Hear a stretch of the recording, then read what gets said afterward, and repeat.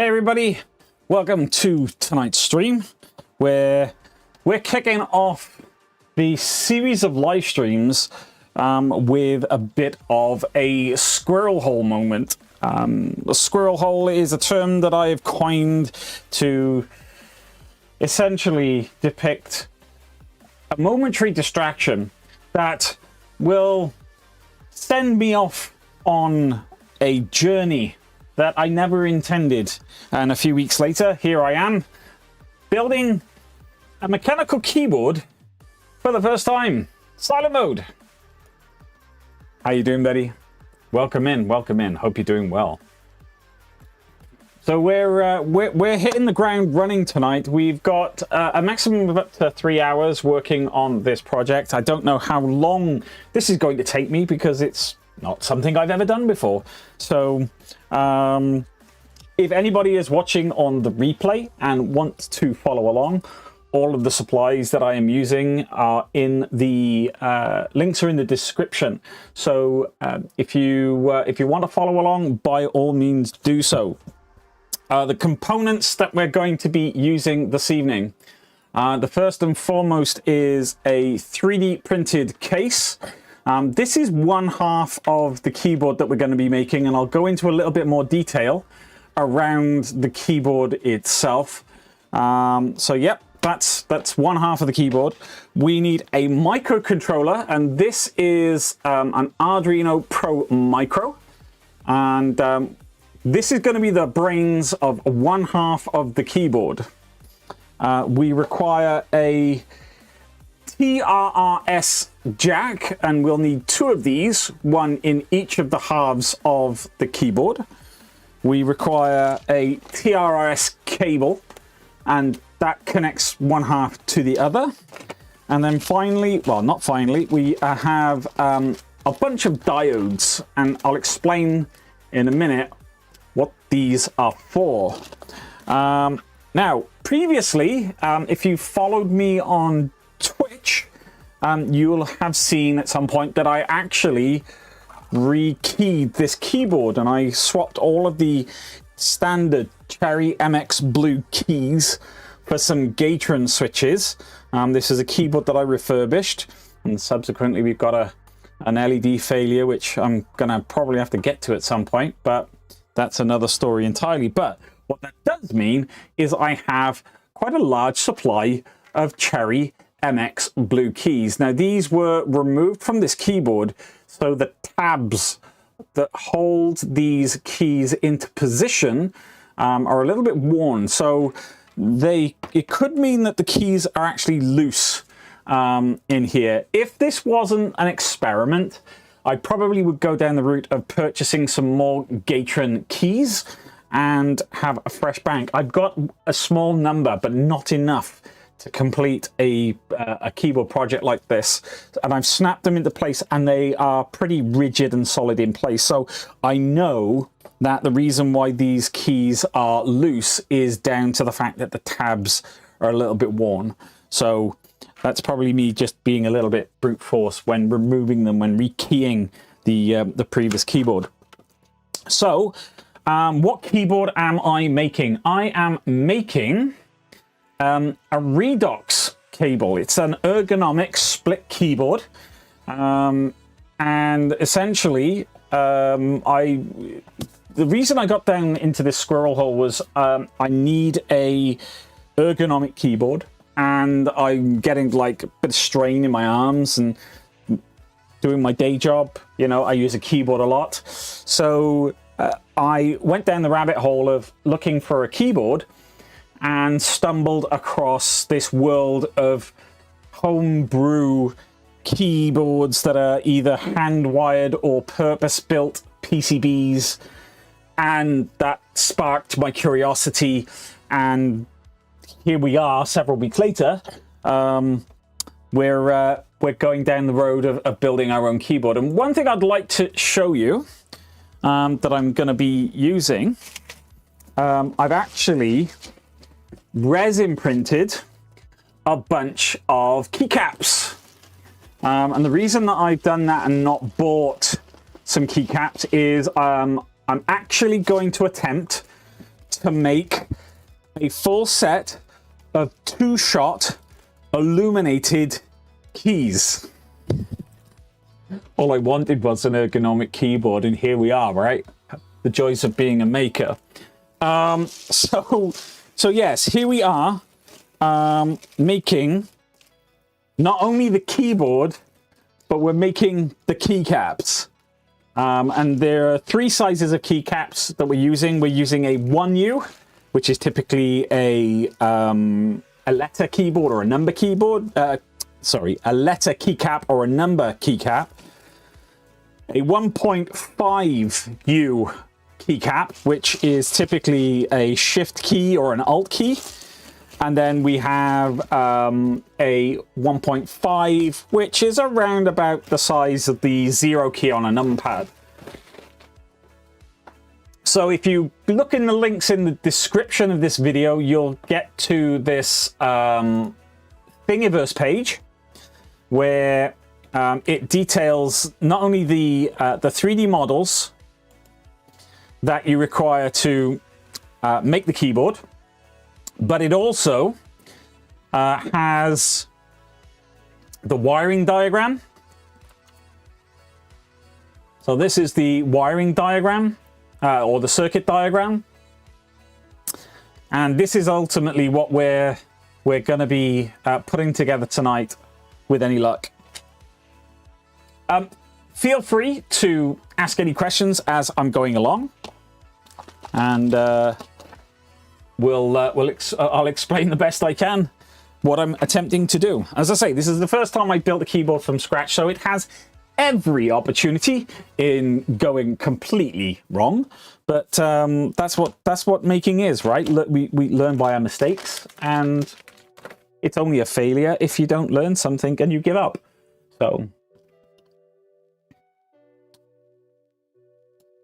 So you were looking to make a custom keyboard a long time ago for streaming. Yeah, absolutely. This is definitely something that you could do using this project. The keyboard layout is something that I'll be just dealing with a little bit further on down the line. Right now, all I'm concerned with is wiring the microcontroller to the is it TRF? TRS jack for communications to the other side of the keyboard, and the rows and columns to actually get the keypad organized, right? That's partly the reason why I have created my own keycaps, which are blank. There's absolutely no characters on these keycaps, which I'll show you now. Right, so they're completely blank.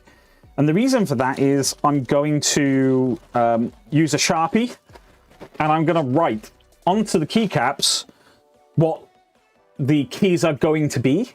So obviously you've got your standard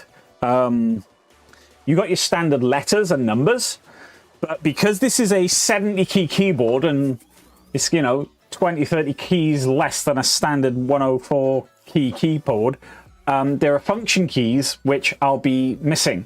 So there's modifier keys which give you layers of the keyboard, and I'm unsure as to where I'm going to be placing these keys. So the Sharpie is going to allow me to build up that key map, and then once I know the key map, I can have a stab at trying to make these 2-shot keycaps. So yeah, I always find the most complicated ways of doing the simplest of things. So all the keyboard really is a series of switches arranged in rows and columns, right? Or that was good, wasn't it? Rows and columns. Let's do it the right way round. The reason that we have diodes, so diodes are effectively a component that only allow current or voltage to flow in a single direction. Anything that tries to go backwards through the circuit gets stopped by the diode. These diodes mean that we can actually press multiple keys at the same time and be able to detect them without the voltage leaking back through the circuit and taking an unusual path back to the microcontroller, causing artifacts in the way that we press our keys and getting it all sort of confused and getting, you type Q and you get a Y, right? This single key presses will be fine, but if you type fast or you press multiple keys at once, like Control-Alt-Delete, maybe you might want to do that. Essentially, that will stop any weird artifacts going on. So the diodes are quite an important element to the keyboard's functionality, albeit in a very simple way. Right. So first and foremost, we have to get our keys into the top plate. So here's the top plate, and it's not currently screwed to the bottom plate. So I'm going to remove the bottom plate, get that out of the way. And if you're interested in seeing this this PCB vise, which is fully 3D printed, there is a link to the printables files in the description of the video.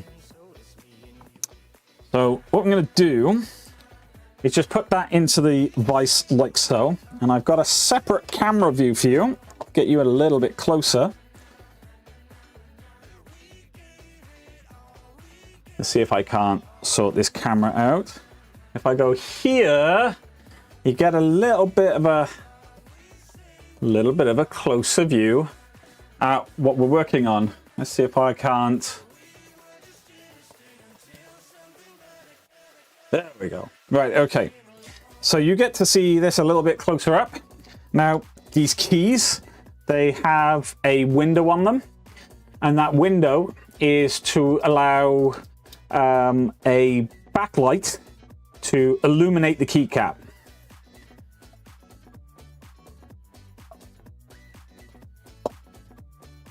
You've got the vise. Nice, silent mode, nice. Well, hopefully you'll see how to put it together as opposed to how not to put it together. So fingers crossed, this is going to go well. So I'm going to have a look at the layout of the keyboard on the Thingiverse page, and I'm going to see how these keys should be orientated and make sure that the window for backlighting the keycap is at the top. So let's have a quick look at the layout of the keyboard. Let me see if I can just bring this up. Okay, so these all seem to be orientated with the window at the top, but I have a funny feeling that these may, if I just have a look at the images of the let's blow this up full screen, right? You've got some of these keys that are rotated. So these two are rotated, these two are rotated, but everything else is as you would expect. Maybe no, actually this one here is also rotated. So there's 3 keys that are rotated 90 degrees. So let's go ahead and start populating the top plate with keys. And let's get you that good view. So we'll start in the top corner and just work through. All we're doing is just placing them in and pressing them down until they click. Now I'm hoping these will stay in and will resist a keycap being removed, but if they don't, then what I'm going to do is I'm going to put a dab of super glue on here and super glue these keycaps in. This is a one and done project, right? I'm not anticipating taking this back apart. So I'm happy to sacrifice these keys should they fail in their mission. So I'm going to actually install the rotated keys right now while I've got it fresh in my memory, so I don't have to. That one was incredibly loose. I tell you what, I'm going to actually pop that out. I'm going to change the key because some of these keys may have a better snap fit than others depending on their previous life. No, that is just generally loose. So I can envisage this keycap having a dab of super glue on it, but you know, it is what it is. It is what it is. It's one and done. Brand new gate driven keys are absolutely fine in this. Yes, so this is the right half of the keyboard. And literally all we're doing is populating the keys. So they're the rotated keys. That's the rotated keys done. Everything else is as you would expect. Now, I was looking at a dactyl keyboard, but the dactyl keyboard was a little bit more aggressive in its ergonomics. Let's see if I've got the dactyl frame here. Yeah, I've got the dactyl frame. So this one was not going to work on for a couple of reasons. So this is this is the camera view. Right, so this is the dactyl key. So the key layout is pretty much the same, but you'll notice that there's quite an aggressive curvature to this frame. And first and foremost, it's not going to work because of the spacing between keys. The reach, when I put the keys in and put keycaps on it and tried the reach, I was stretching, and it was an unusual sort of movement for my hand to do, which on a like repetition of 10 was fine, but I could feel strain. So over a period of a day using this would actually be quite problematic. The second thing is you'll notice that they're in blocks of like 2, and this promotes touch typing. If you're a touch typist, you probably deal with this keyboard relatively well.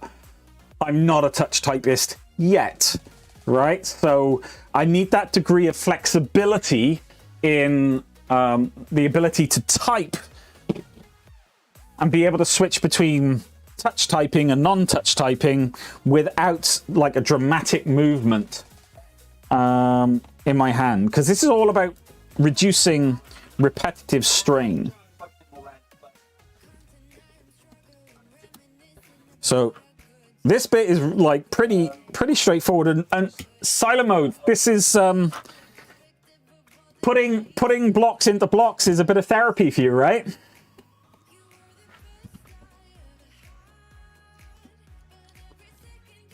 I'm assuming you can probably relate to what I'm doing, right? So I'm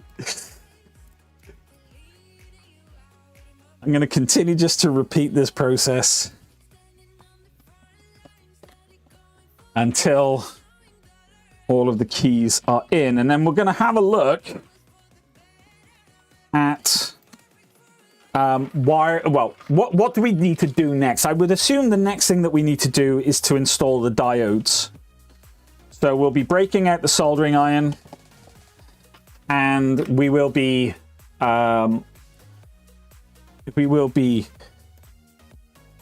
starting to assemble the circuitry that makes this keyboard work. So let's say this, I understand the principles of what we're doing, but this is the first time I've ever done this. So like I say, it's opportunity for failure is moderate. So the objective for tonight is to get this keyboard assembled. It's not necessarily to get this programmed with its firmware. And if you check in the links in the description, you can see that we are using the QMK keyboard firmware. As I read articles on this, QMK is a relatively common firmware used in custom keyboards.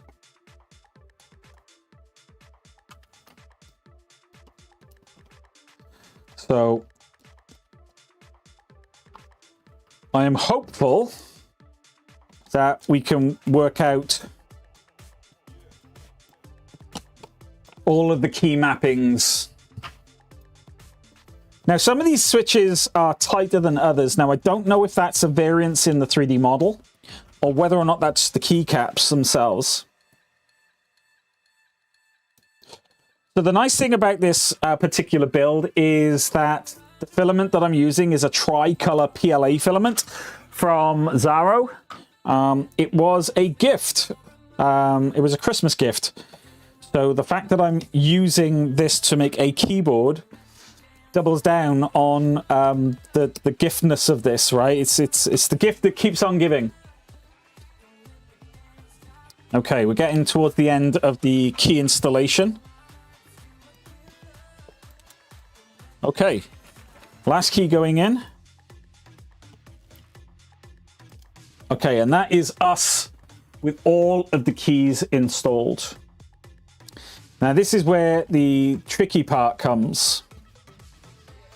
So the way this keyboard works, as I mentioned, it's a series of rows and columns.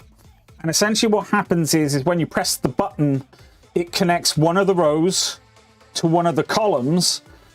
And by a grid reference, the microcontroller can understand what key has been pressed.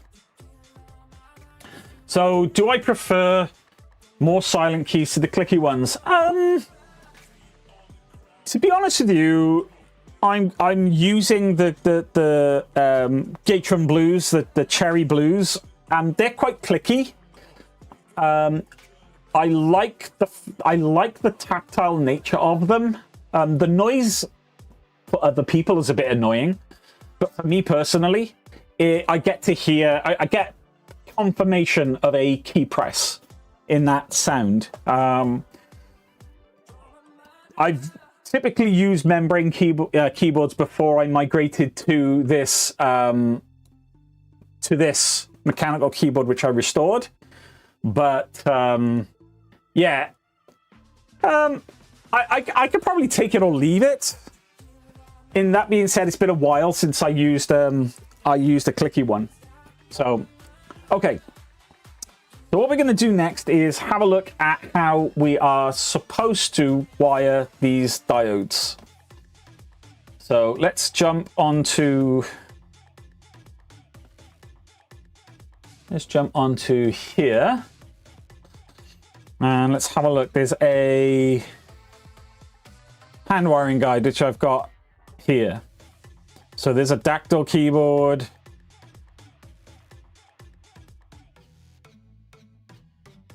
Okay, that's interesting.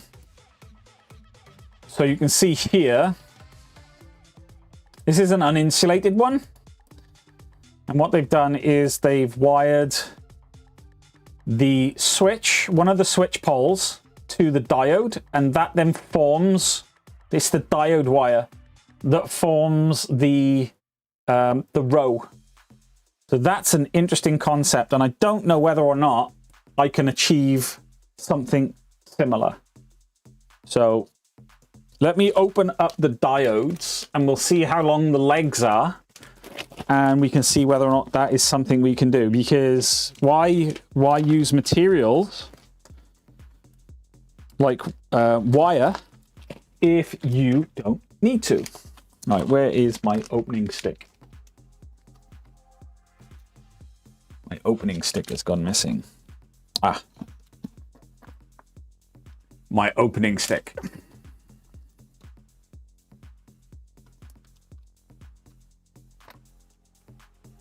Does a very good job of opening. Silent mode, do you have a preference as to which keyboard keys you like to use?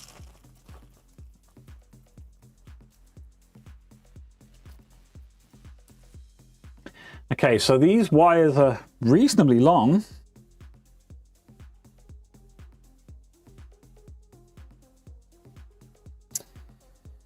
So let me see here. We got 1 column, 2 columns, 3 columns, 4 columns, 5 columns, 6 columns, 7 columns. Is that right? 1. That's 5, 5, 5, 5. 1, 2, 3, 4, 5. Right. So This last column is a bit of a dog leg. Yeah. So the question becomes, can I connect all of these legs? I mean, in theory I can. Okay, I'm going to have to bring in the optical enhancers. I'm going to look really weird now.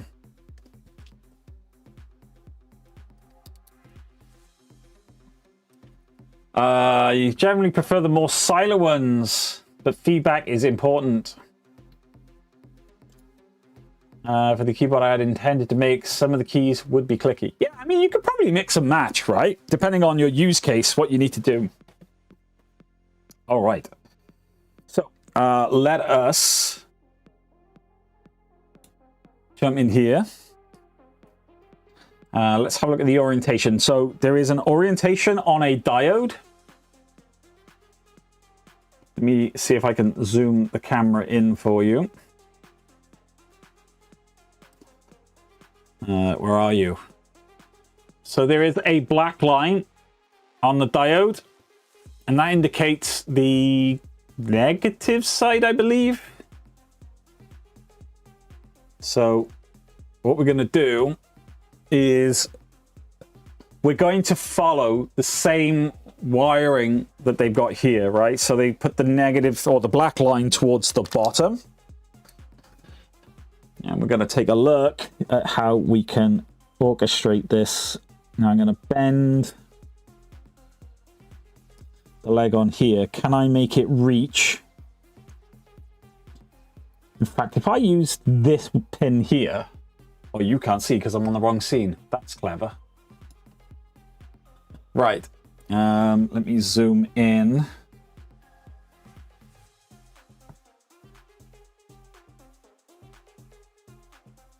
Let's go there. So if I use this lower pin here to connect to the lower pin there, to the lower pin there, right? That's ultimately what I'm attempting to do here. Let's get you a decent view of what I'm trying. So all I'm doing is just trying to see if I can make this reach. So this one is a bit of a stretch. So I may have to play. These are going to be a bit difficult, I'll be honest with you.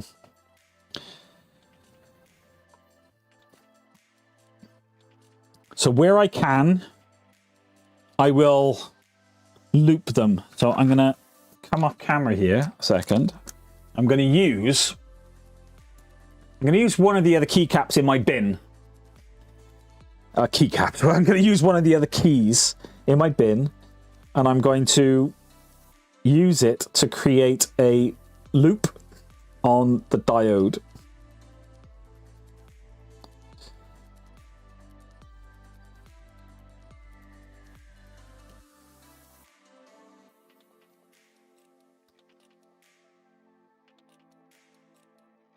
So this is going to be the time-consuming bit as we work through each of the diodes in the array. Okay. So I don't know if I'm going to be able to show you this well. Let's just give that a bit of a twist. Extract it from this. Yeah, that's going to be...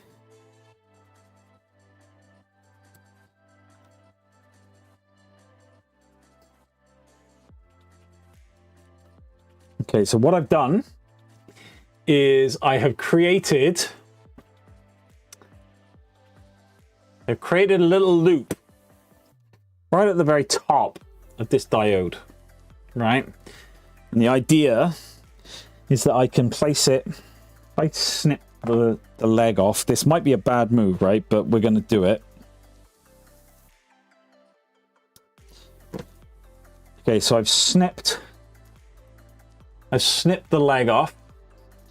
And what we're going to do now is we're going to place that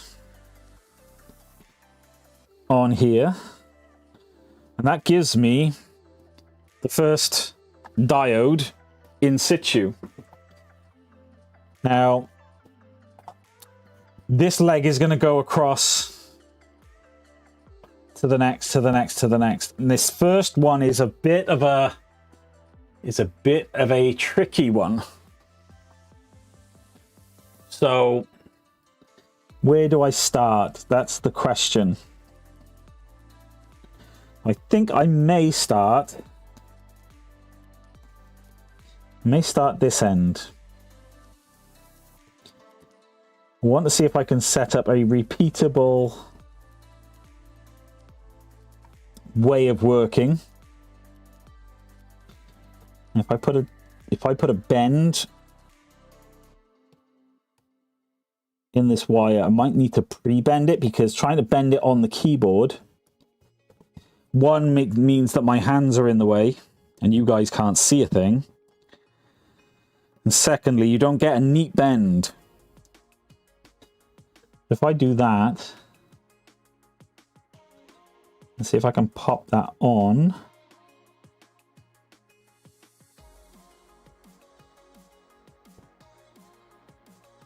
Might have pushed that loop a little bit too tight.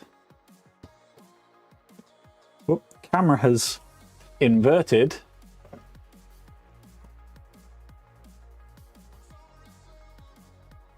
Camera's playing a little bit of a trick on us.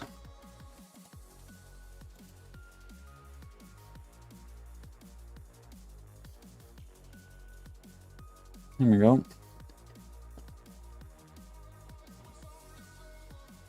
Okay. Let's see if we can't get this on here. Finicky, finicky. Okay. Okay, that's one. 34 more to go.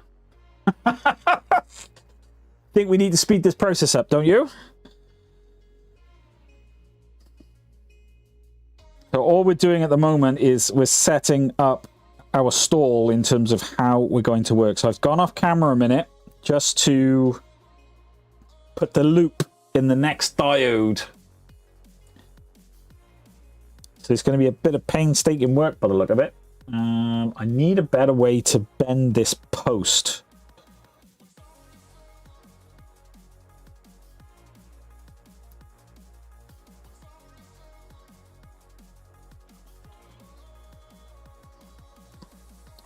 And it doesn't help much as I get older. I'm noticing that the dexterity in my hands is decreasing, meaning bending wires like this that used to be a bit of a doddle now is becoming a little bit problematic.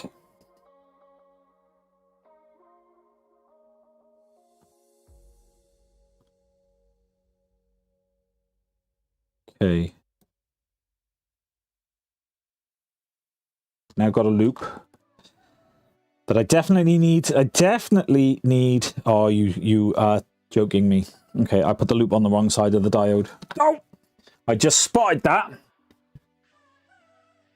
First one takes the longest, right? You go to school on the first one. You go to school on the first one. I'm looking for something here in the workshop that I can use as a jig that I can wrap the wire around. And I just had a thought. I wonder whether or not I can use the probe of my multimeter. This could work. Whether or not I can get a tight enough bend, that's the thing, right? That's going to be the thing. Okay. So here we go. Let's try this. So I'm bending the leg of the diode around the leg of my multimeter, like so. And that overhead camera does not like to focus. It's not my friend. It doesn't like me anymore.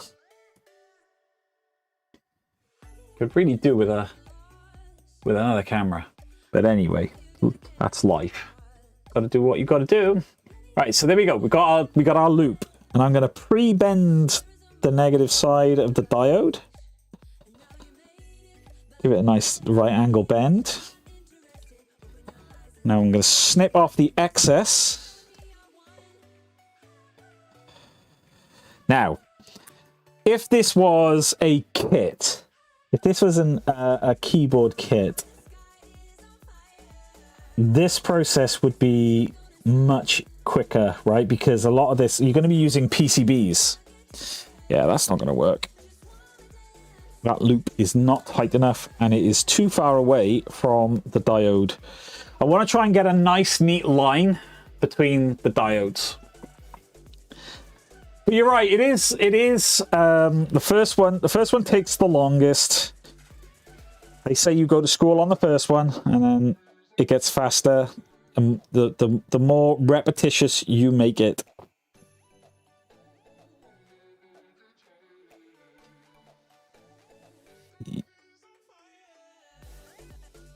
And it's just finding that knack of, okay, that might work.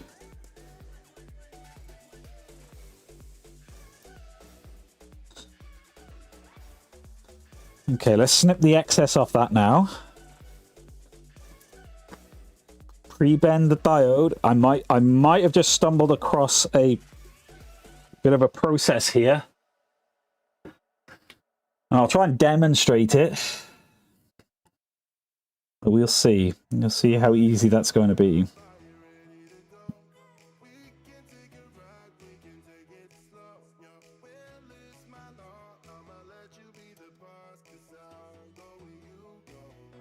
Okay. That works. That works. Okay. Let's see if I can demonstrate the bend process that I just stumbled across. Oh, it's also not a good idea to press on the legs of the diode because yeah, they're like little hypodermic needles. Spike you. Right, so the process, let's see if I can go wide to show you this. Okay, so the process is to take the diode close. Let's get the right side. Double check the one I just done. So with the leg that's on the black side of the diode is straight. Bring that in, and then just loop the diode up and over, and try not to drop the switch. It worked better in my hand. Now I'm trying to do it in front of the camera. It's saying, I don't think so. I'm going to make you look complete and utter doofus. I'm more than capable of doing that myself, thank you very much.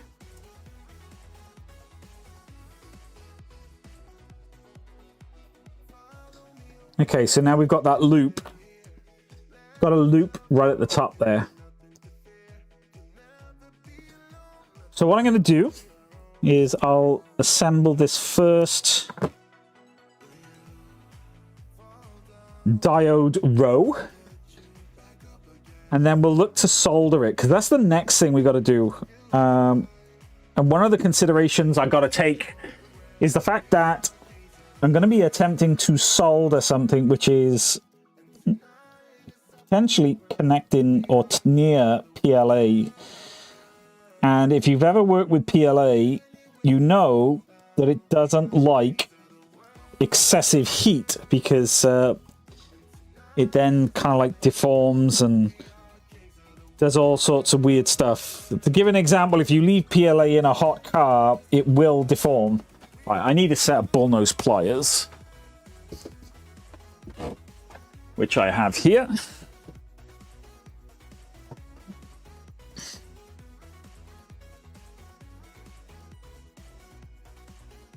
Okay.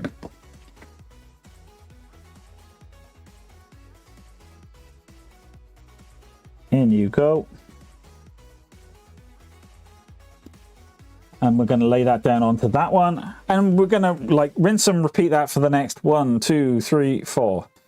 4 buttons. Okay, so let's see if we can speed this process up because we haven't got all night. Okay, so I'm going to pre-bend 4 diodes. Going to do that pretty quickly.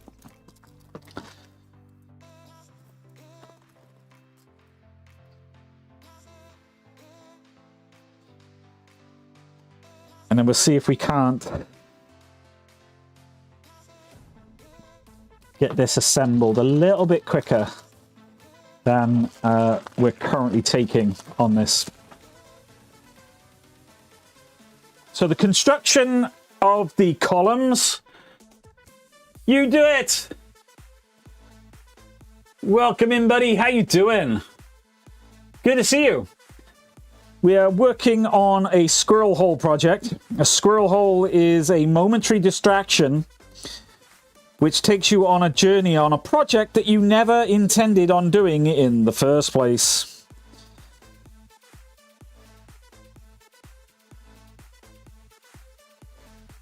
And we are making an ergonomic keyboard. We're hand wiring an ergonomic keyboard.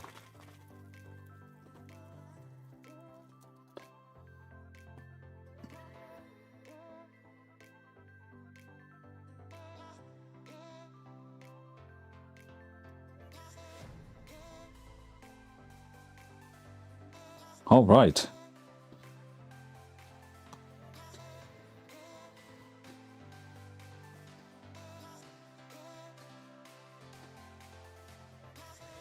Okay, just set these 4 diodes up and then we can start putting this together.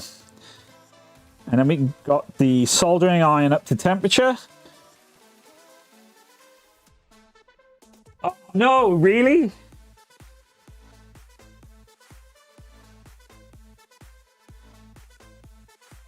Well, you stay warm, buddy.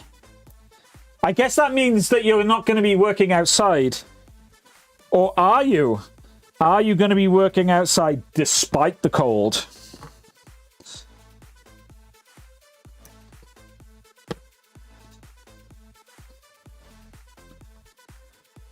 I'm in a very fortunate situation where I can choose whether or not I work outside. Some people are not in that position, and they have to, like construction workers.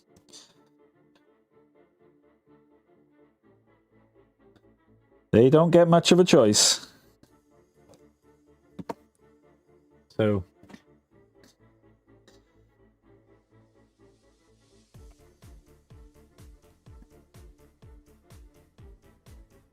okay. We're starting to move now.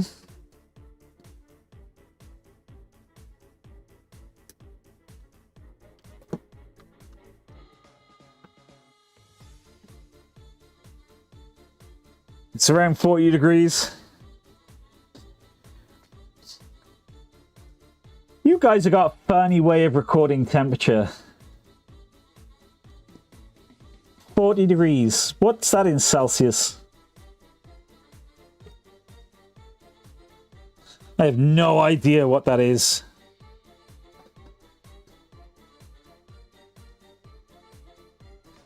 I need a Babelfish translator.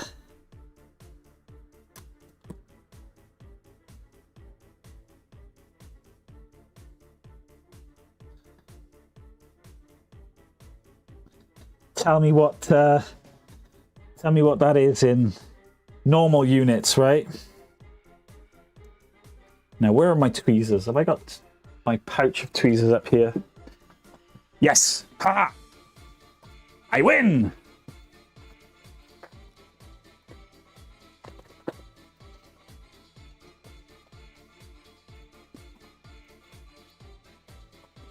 This actually may help me wind the coil of the diode as well. 32 degrees? Oh my gosh! Seriously?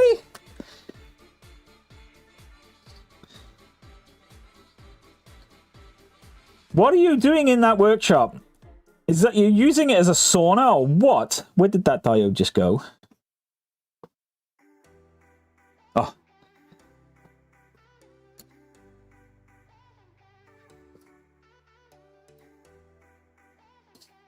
Yeah, it sounds like you. It sounds like you've got a sauna going on. 4.444 recurring, according to Google.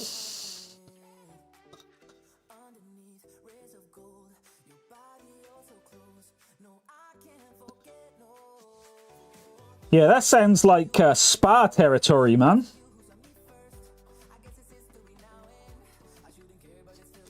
Okay, last diode of this row. And we'll hopefully start to speed this process up, as I say, for the next row. But we're gonna go to school on the first one.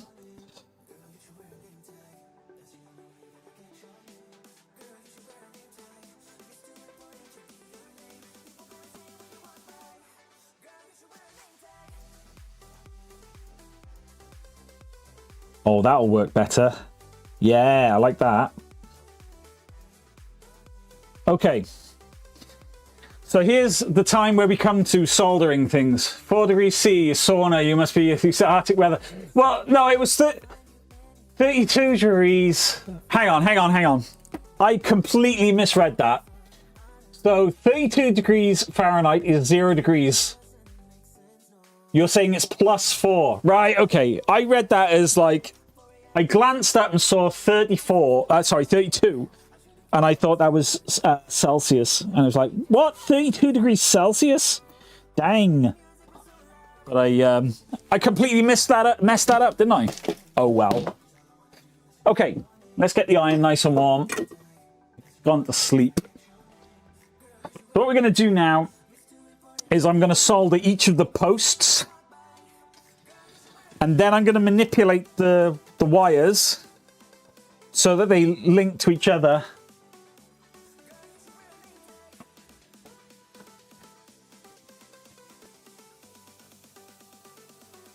Okay. Let's see if I can zoom you in on this.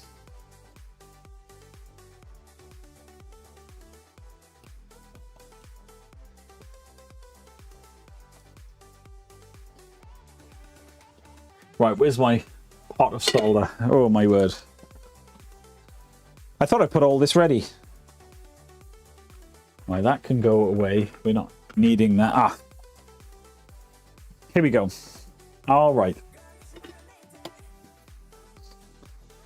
Yeah, 0 degrees, getting like down into your smalls in 0 degrees. I mean, there are people in the UK that do that on Christmas Day. Is it Christmas Day, New Year's Day?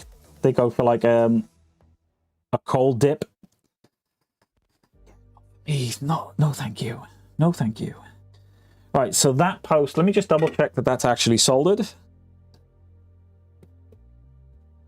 Yeah, that's nice and soldered. That's nice and connected.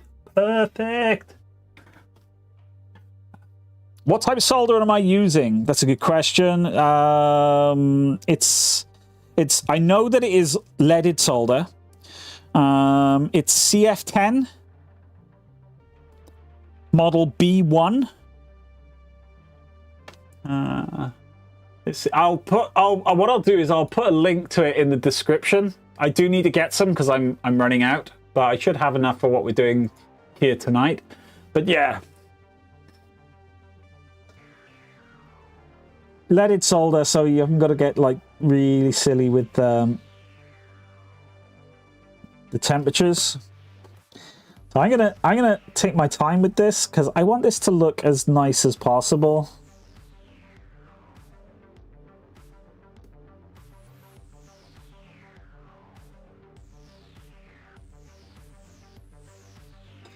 Now, I should have a fume extractor. I don't have a fume extractor. Don't be like me. Get a fume extractor. My fume extractor right now is holding my breath and blowing, exhaling if I see like smoke coming in my direction. Not even kidding.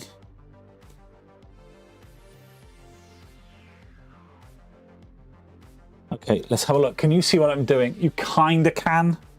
You kind of can't. So that's 3 of those diodes soldered. You do the polar bear plunge against the Jersey Shore from January up to February at different shore points for a fundraiser. Oh my word. Please tell me you got paramedics on standby.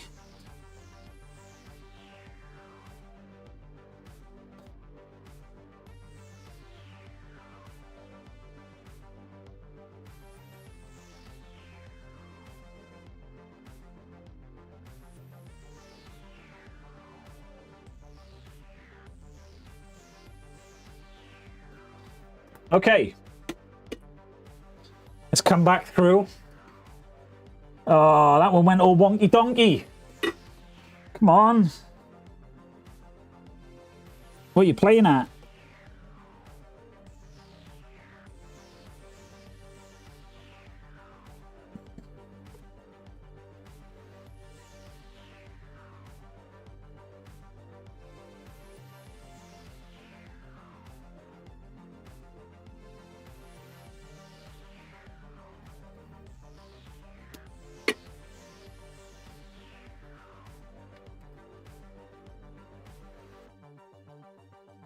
You made a fume extractor a while ago? Yeah, I do. To be honest with you, I do need one.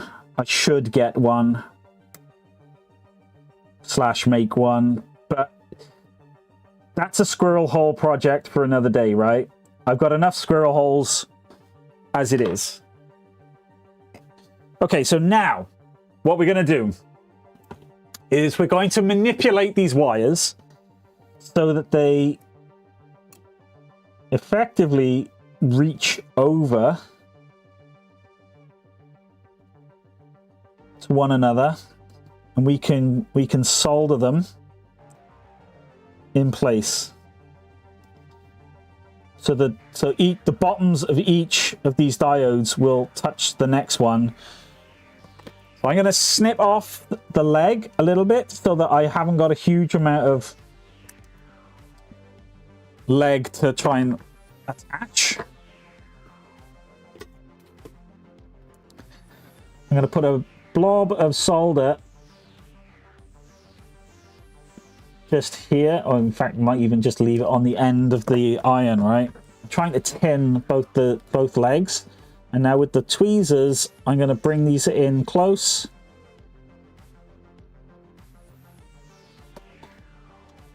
And connect them, like so. Those 2 are done.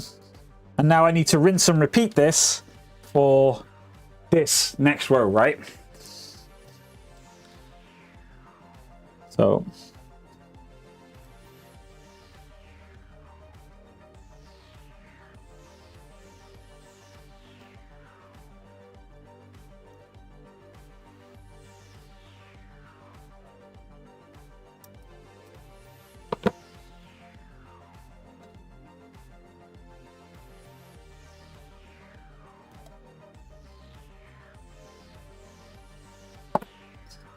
okay, next one up.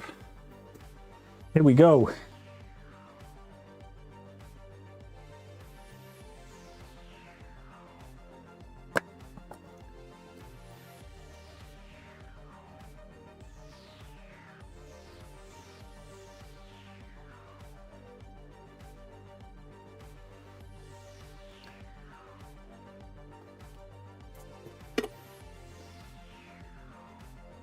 Yep, that's on there.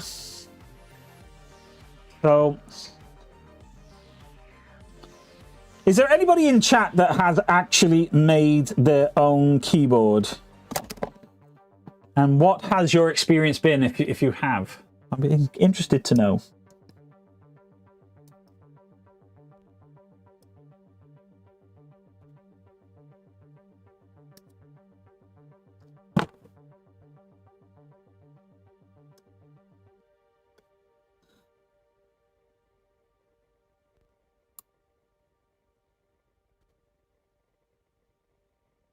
Was it worth it? That camera is really not liking it, is it? It's kind of jumping.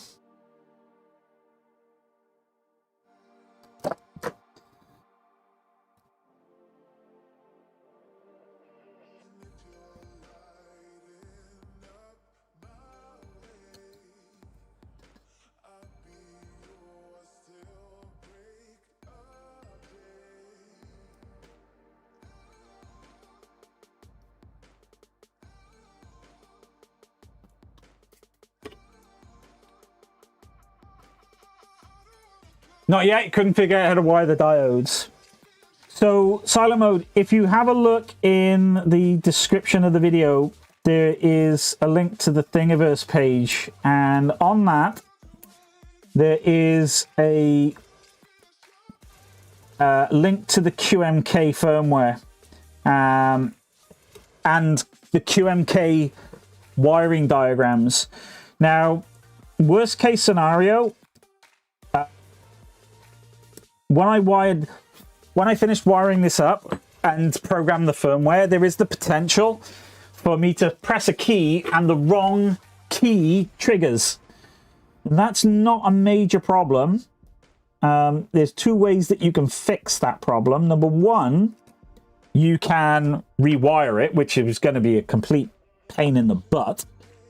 The second way of doing it would be to adjust your key map so that your key map recognizes the button. So the result, the circuitry might be wrong, but the key map is right. The key map corrects it.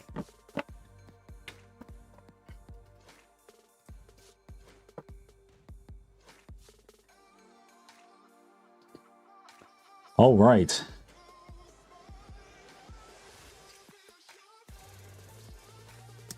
You do it. You'll be glad to know that I'm actually doing a source record on multiple cameras here. And I'm hoping to turn this into a regular video as well as this long form live stream.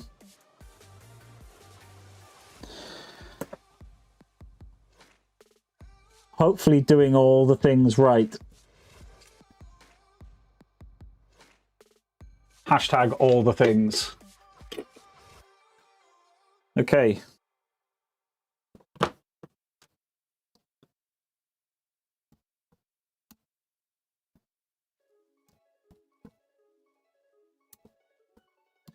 Okay, last diode in this row.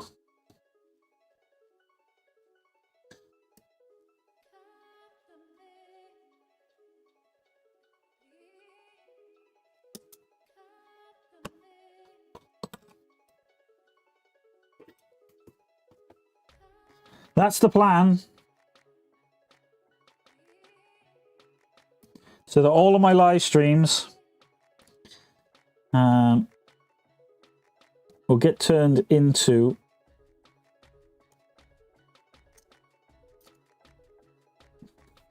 standard YouTube videos. That's the intention anyway.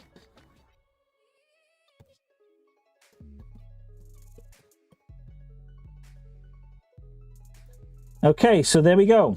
We have one row completely assembled, right? So the first diode goes up and across, and the other diodes, they come down. The direction of the direction they are pointing is irrelevant in terms of how they connect, right? But as long as all these negative sides go off to the one. So now we're going to do the next row, and we've got 1, 2, 3. We got 4 more rows to complete. So speed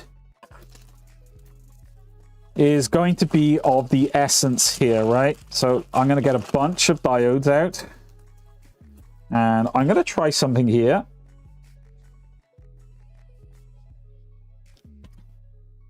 I'm going to show you, if I can, if I may. I'm going to pinch the wire, and then I'm going to wrap it around the tweezers. And that, oh, look at that. That's how we're going to do it. Oh, my word. Okay, so how many do we need? 1, 2, 3, 4, 5, 6, 7. We need 7 of those. So the quicker I can perform these bends, the better it is going to be all round. Let's do this as an overhead, I think, because you guys are not really getting a view of what I'm doing per se. That's 2. I do need to make sure those source recordings are actually working.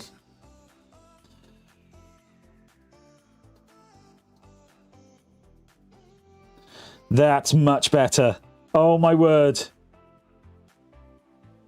Oh my.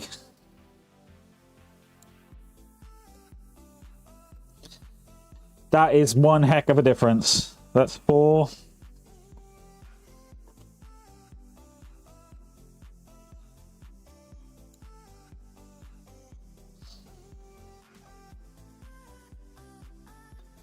It's 5.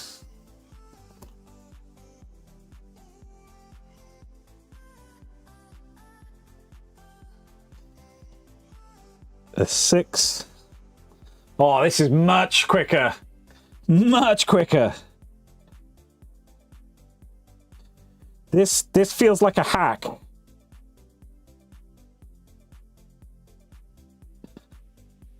That felt like a hack. Right, so that's one. That's the next row's diodes looped.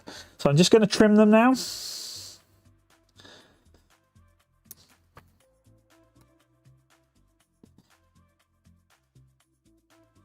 And then we will bend them and place them before coming through and soldering them. So I've got a bit of a hack for the columns.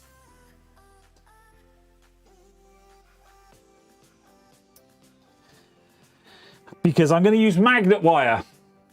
And magnet wire is essentially a copper wire which has been insulated with an enamel coating. And when you put the soldering iron on it, it burns that enamel coating away. Meaning that we should be able to wire these columns relatively quickly. All right. So that's all of them clipped. So if I could just put a bend on each of these now. And we can... Okay, so we've got to rotate the key here. So we're going to take advantage of that. I don't think it really matters which side we're on. Let's go back to this camera here.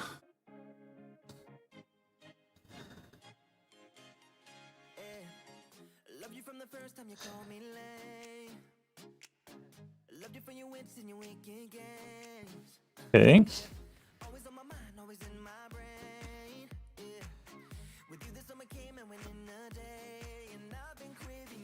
Oh, this is shaping up pretty nice.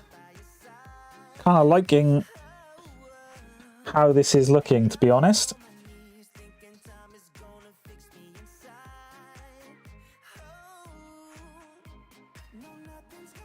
So silent mode, do you think, from what you're seeing here, this is something that you would want to take on?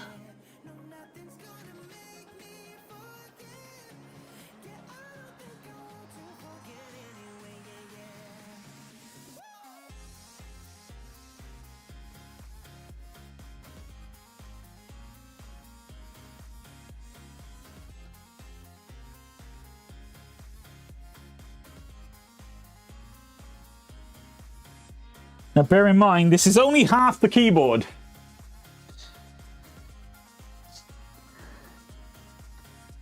As Samwise Gamgee said, you've got a whole half left.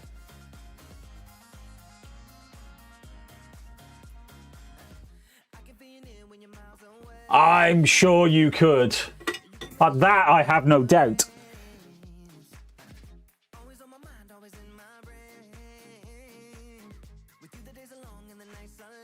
Okay, we just...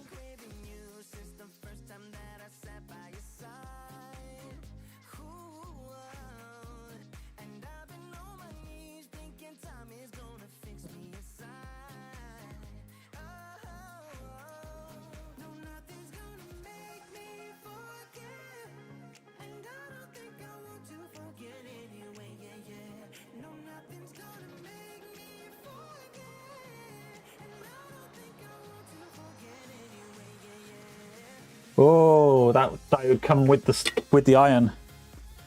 Okay.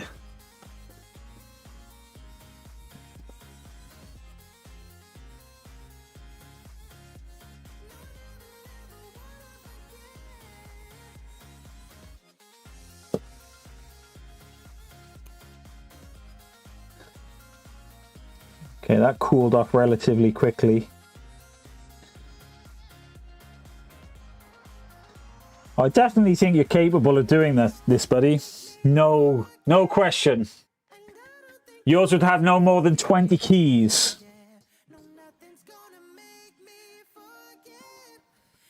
Well, that would definitely simplify things, right? That would definitely simplify things. Okay, let's get you on. I don't really care if you're a little bit of a weird angle. I don't mind at this stage because we're just sweating you onto the pin. There we go. Almost came with me again, right?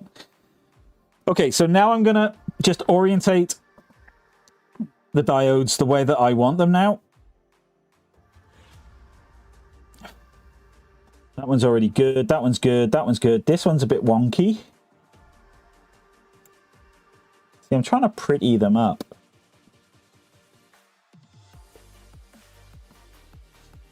I'm working like against myself here, so...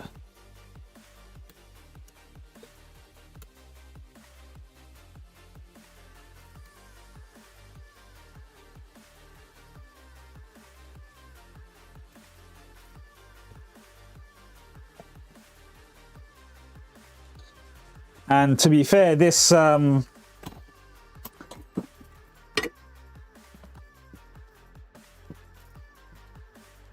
this helping hand system is making quite the difference in terms of being able to solder this up, right?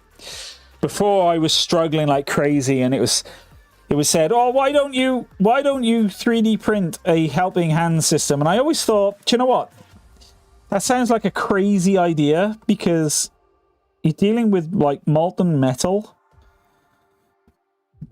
Surely it would just like melt. And to be fair, it's doing the job quite nicely. Okay.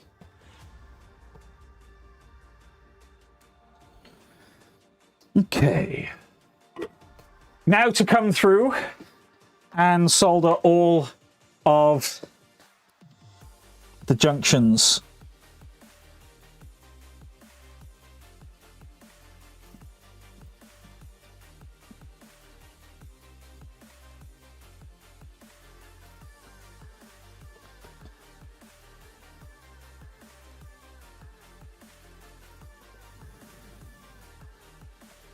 Perfect. Okay. So, I definitely think that this is going faster than the first row. What do you guys think? Do you think I'm quicker this time round on this row?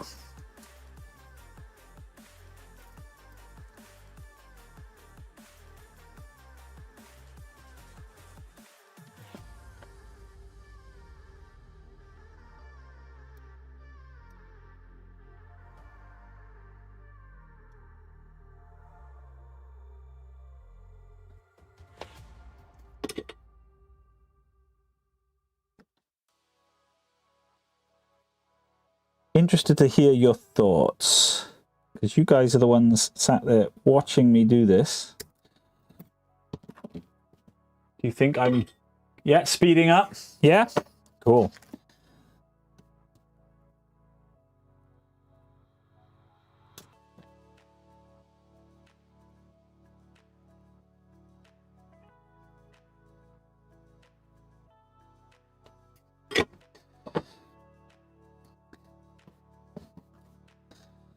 Okay. Now, like I say, the objective for tonight is to get the hardware connected. It's not to get the firmware on there. So that will be a separate task.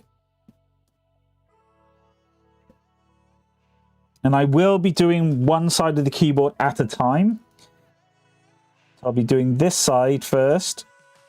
This is the left side. And then I will test it. I'll get the firmware on it and I will test it.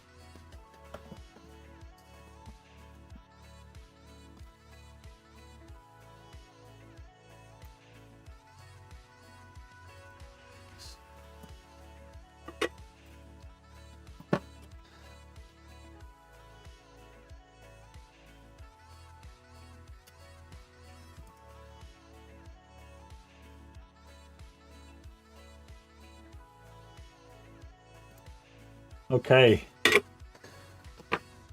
Yeah, definitely speeding up. Definitely speeding up. And I think that is partly down to that little hack that I've derived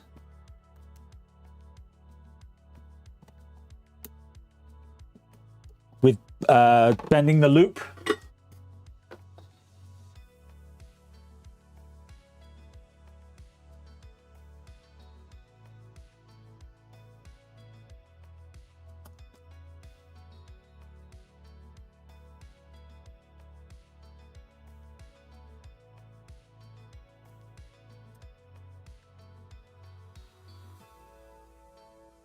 Perfect.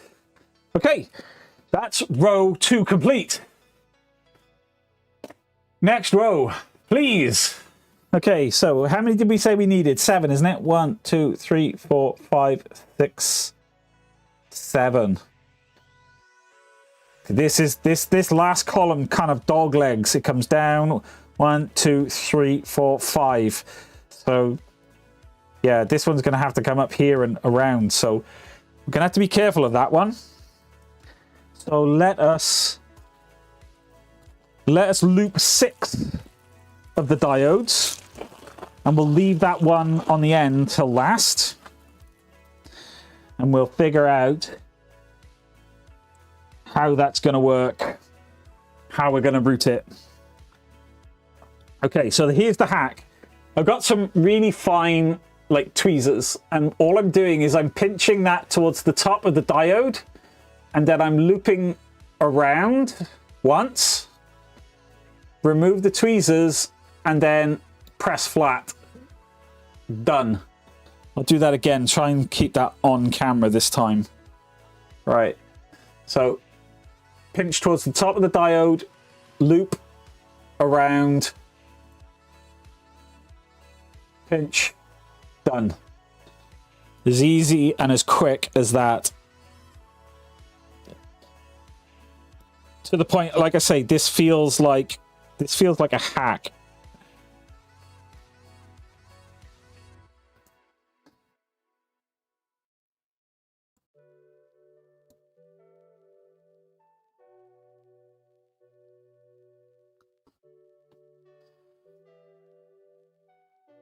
Number 5.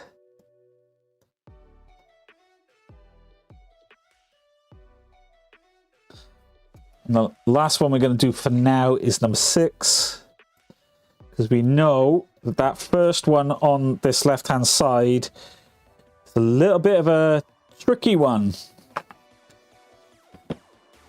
Okay, so let's trim these up.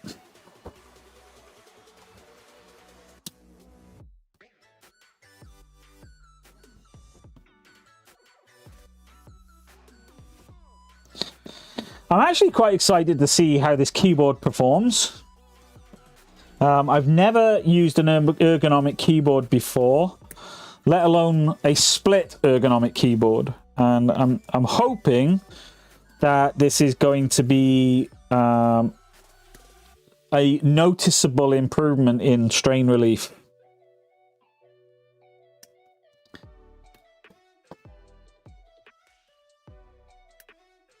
Okay, so let's put our diodes in. Let's come back over to this view. We're going to start on the right first. Just place him on. Rinse and repeat. So 90-degree bend. Place.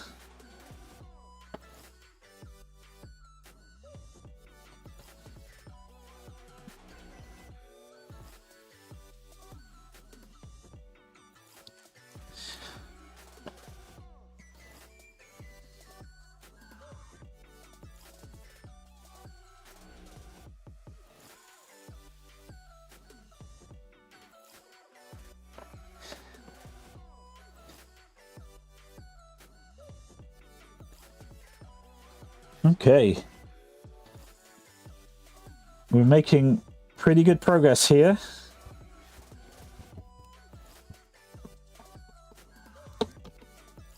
We just That diode just jumped off. There we go. The last one before we tried to figure out what we're going to do with this really long one, right? This one's a bit... This one isn't even going to be the hardest one. The next one is going to be the hardest one. Okay.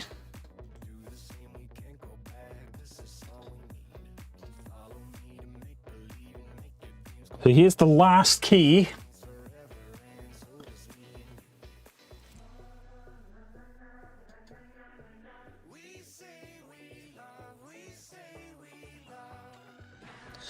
Okay, I'm going to edge my bet. I'm going to go 3/4 of the way up this leg.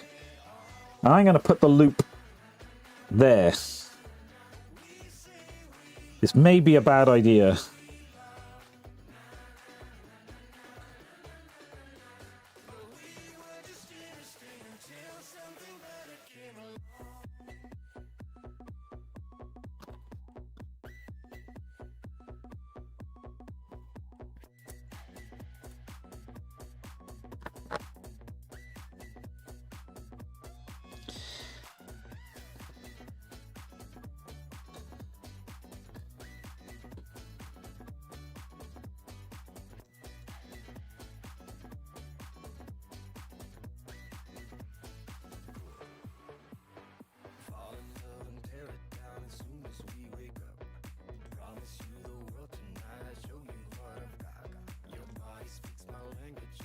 Oh, okay, that's gonna work. Whoa, that's a little bit of a...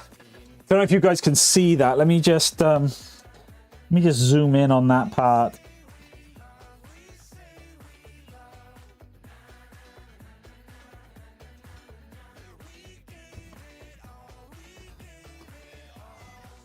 So we've got it going here, and then it dog legs over. So we're definitely stretching our luck here in terms of whether or not that's gonna reach, right? So, okay, now to solder the legs. It's a familiar story, right?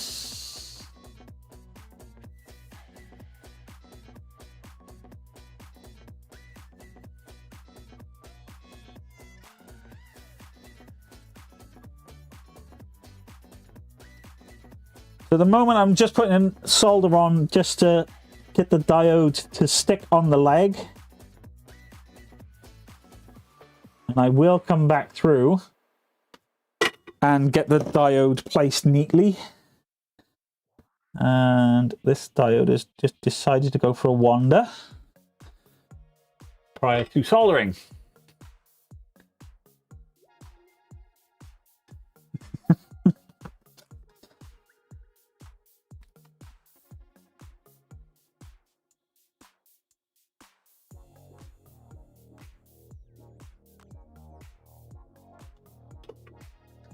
Okay.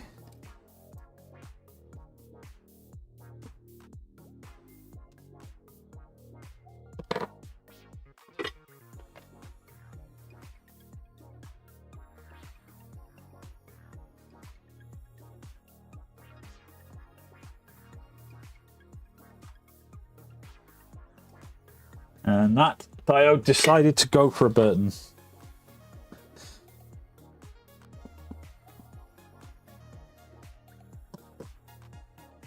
Okay.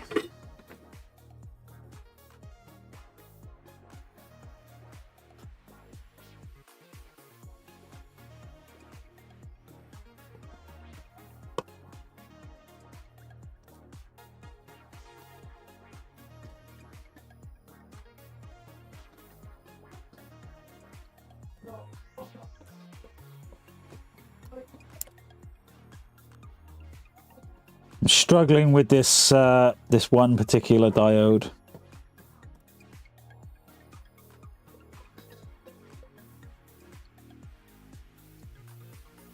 There we go. And you're on.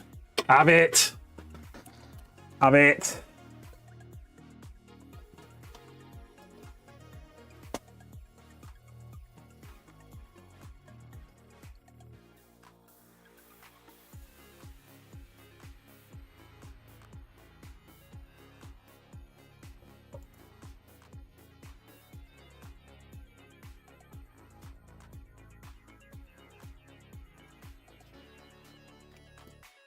Okay.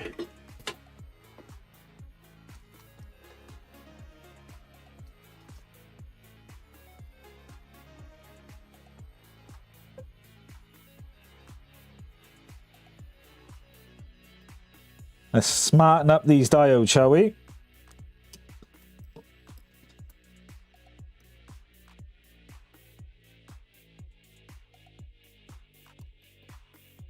That one's good. That one needs a little straighten.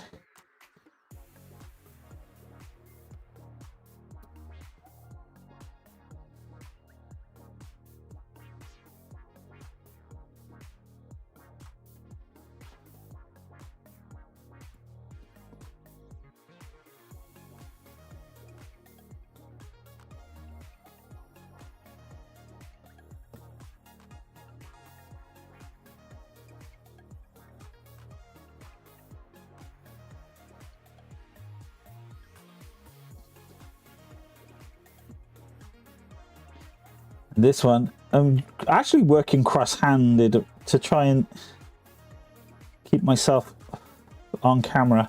But all right, okay. Now to pull in this set of legs now, just to complete the row. Right. Okay.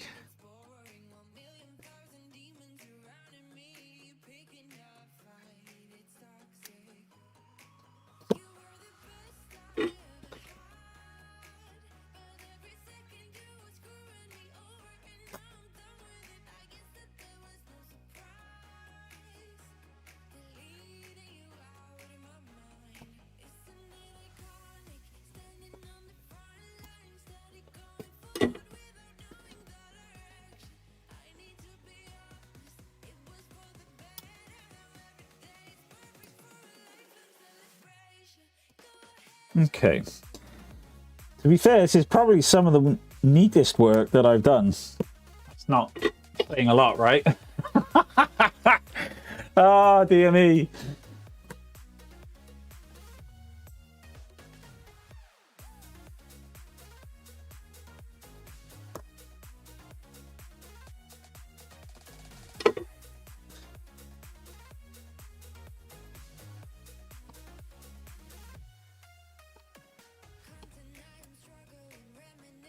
Okay.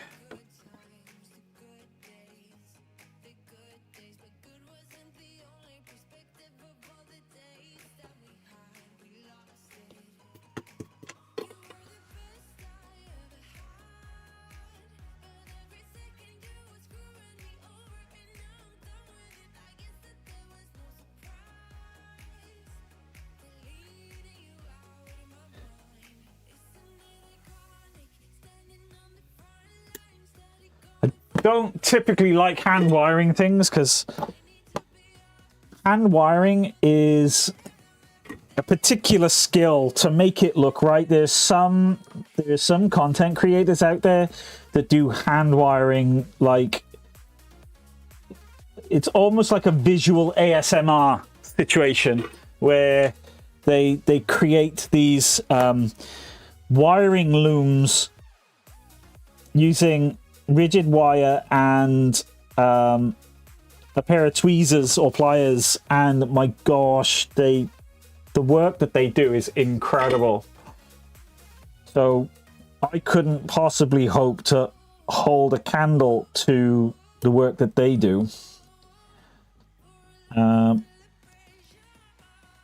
much prefer to create my own PCBs and let the PCB do all the wiring, right? Do the wiring in the computer, not by hand. And I've always said one of the reasons that I got into digital fabrication was because I absolutely suck at using hand tools.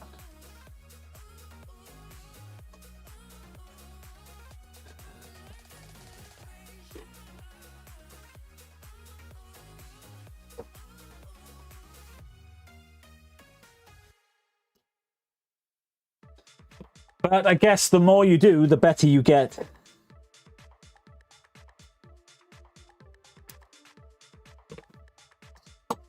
Okay, so this is 3 of 5 rows. Just coming to conclusion now.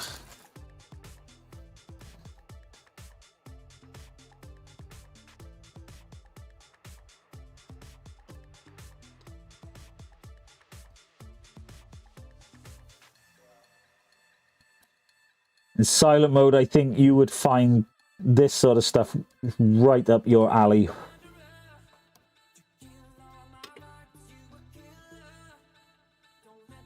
I think this is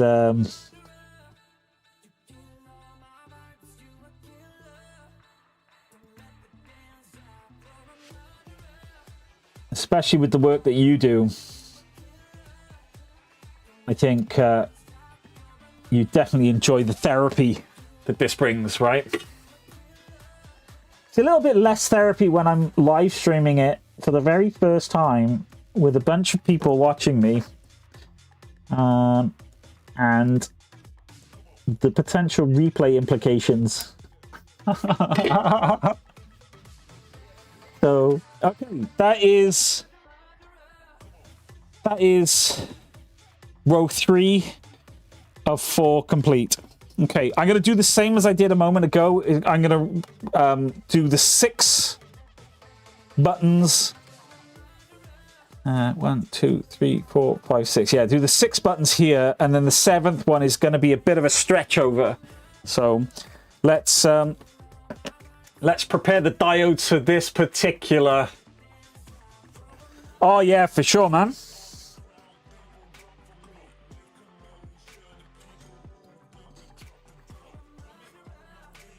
I suppose one of the things that I don't fear is like doing things on stream and making mistakes, because one of the things that I like in my journey is the fact that I demonstrate my failures.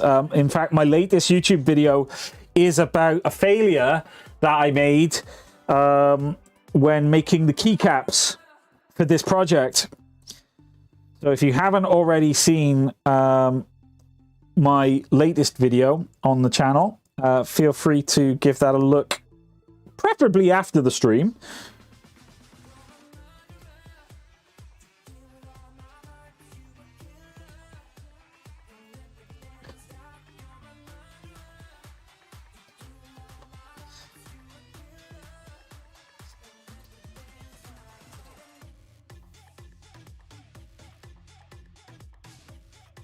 Now, I sincerely hope I find that I've wired this correctly, the right way round. Because if I haven't, oh, that would be a pain. Okay.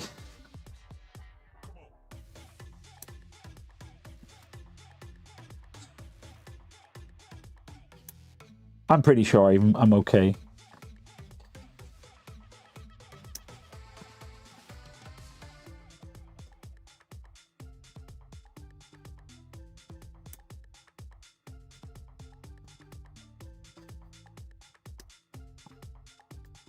Okay, I'm getting lots of little legs appear on my bench now from all of the cuttings, so I'm going to just clear these out just to keep the space clean. Yeah, right? It's more relatable because trying to, you know, do things first time and get them right first time every single time is unobtainium, right? And I know from my own personal experience is that when I try something I see online and I don't get it the first time, it's like I start having a little bit of imposter syndrome, self-doubt. It's like, why is it they can do it and I can't? And the reason it is probably they had about 17 different takes to get it complete, where I tried to do it on the first try. And it sets up a very unhealthy view that, you know, you're supposed to get it right first time. If you do, all power to you. But if you don't, well, it just means you're human, right?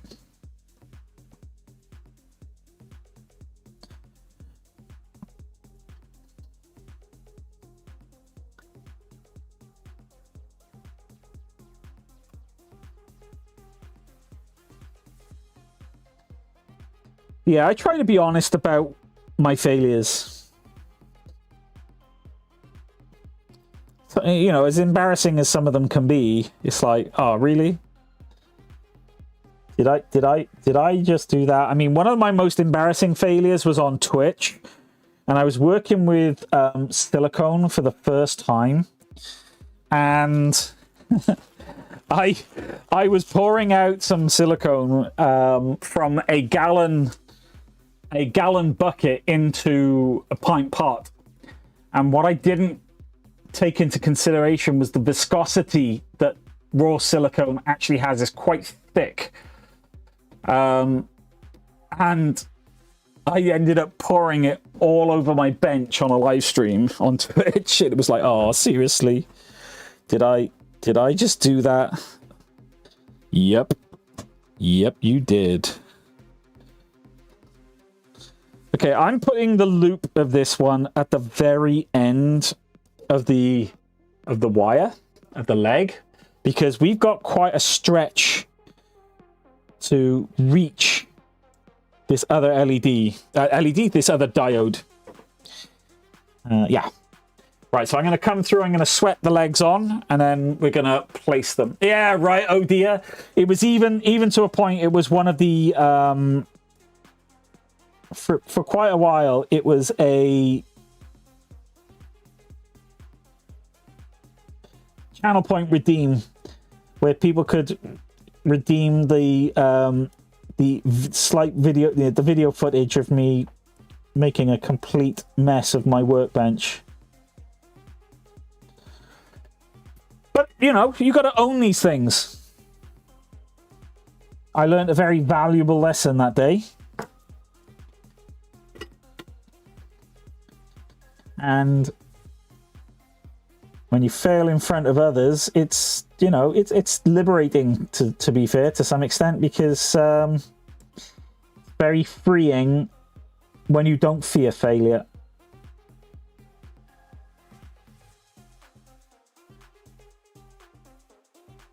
Let's come back through with a pair of tweezers now and just straighten up some of these that have gone a bit wonky donkey.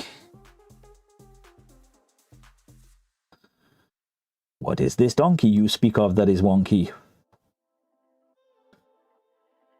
I guess if you're not British, you probably don't get that reference, wonky donkey.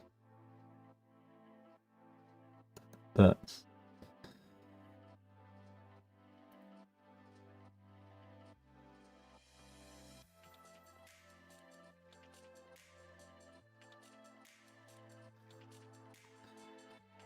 I mean, you get it in the sense of it's a rhyme, sounds funny, where something's not quite right, but oh, you absolute clown, get on there. This diode is being a right pain in the backside.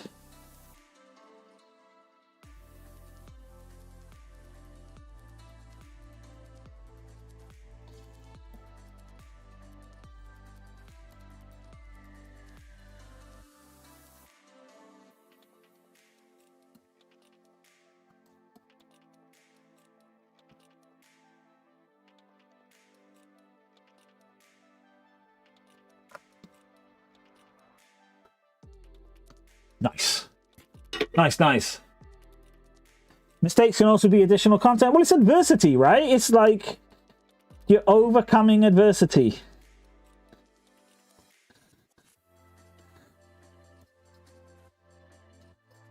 It's reality, to be honest with you. Life isn't all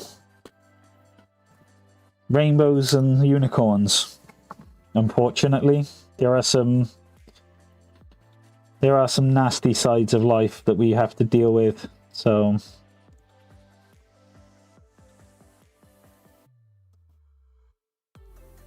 nice. That's going to work pretty well. Haha. Like that.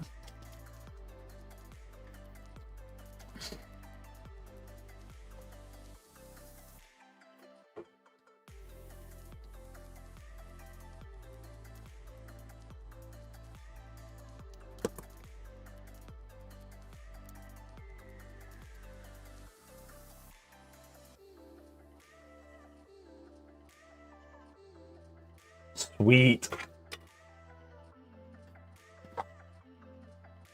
Yes, that's a good point. Let me make a note of the links that I need to add here. So it was tweezers.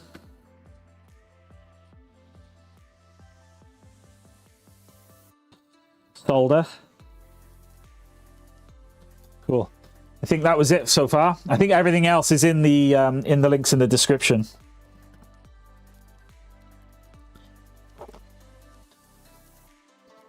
I'll post in Discord silent mode when I've added those. I'll probably do that at the end of the stream.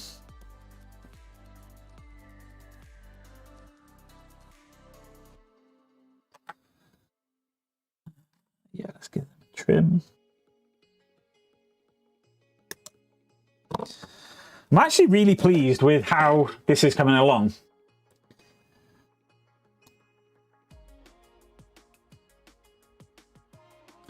I mean, admittedly, all I'm doing is soldering diodes to switches. But I'm trying to be as neat as I possibly can be.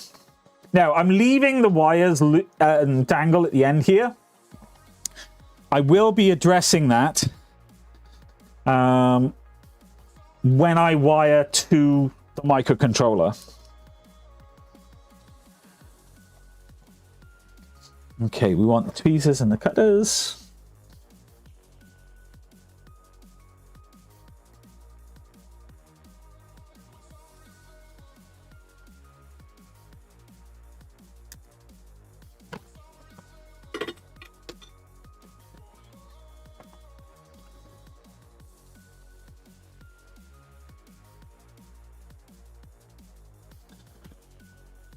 So this year I will be doing a lot more live streaming on YouTube.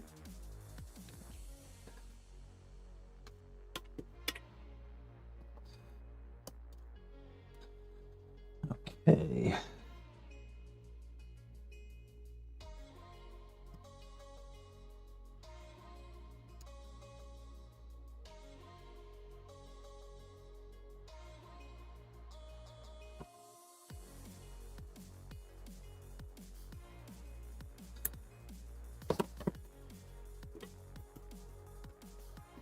And that is for obvious reasons in terms of watch hours and all of those good YouTube things.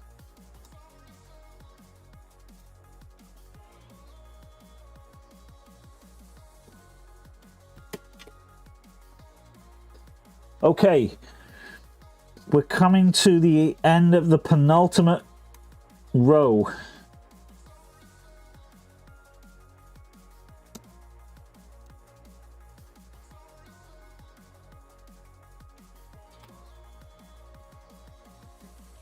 We've got 2 more solder joints to make. And then we're on to the final row. And then we are working into columns. Nice. Like it. Like it a lot.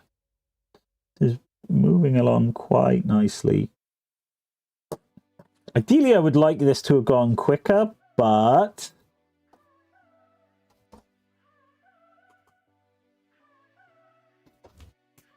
slow is smooth, smooth is fast.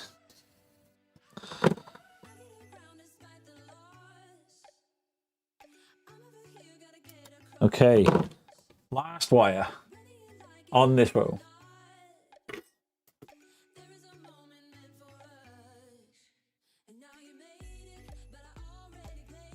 you want a link to the magnifiers I'm wearing as well?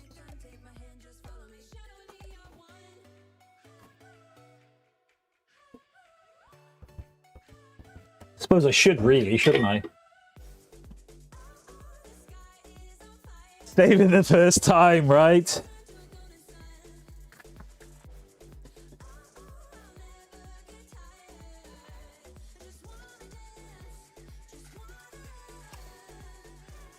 Okay. Final row. Okay, final 7 diodes for this half of the keyboard. 1, 2, 3, 4, 5, another 2, 6,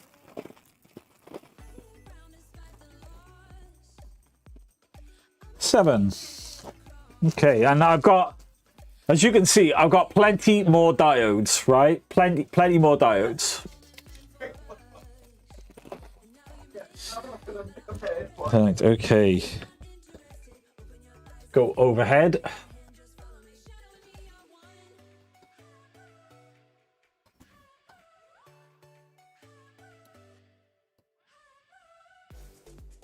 One. Gotta make sure I...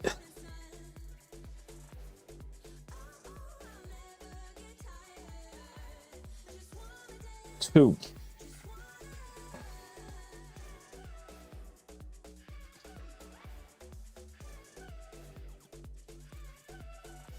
Three.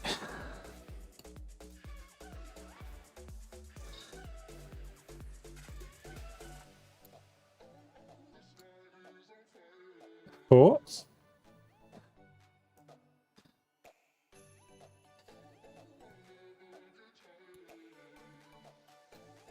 5 and 6. I'm going to leave. In fact, no, I'm going to do all of them. I am going to do all of them. This last one is quite in close proximity to its neighbor, so that's good. Okay. Final trim. It is important that you have spares. Again, it gives you the luxury of being able to make mistakes and not be in a showstopper situation. There's nothing worse than, like, failing and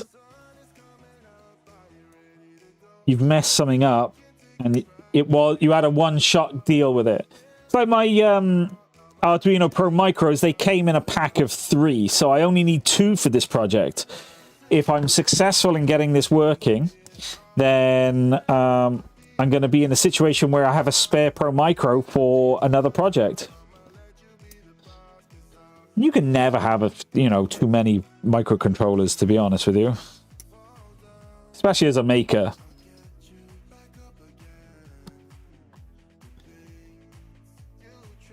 You can always find a project that you can stick a microcontroller in.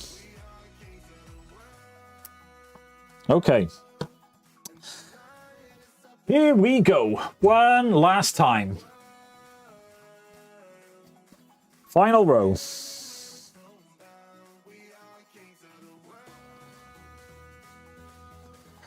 I'm actually going to bring them... Ooh, do I bring them that way? Okay, so here's my concern, right? We're very close to the edge here. So the 2 diodes on this end here, I'm going to bring this way.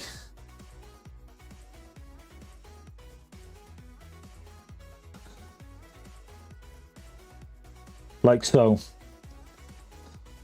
Just to make sure there's clearance for when it goes inside the case. You have to restrain yourself from buying Picos. Do you know what? I bought some Picos, but I've never used them. I've never used them. In fact, I'm going to make all of them that way because...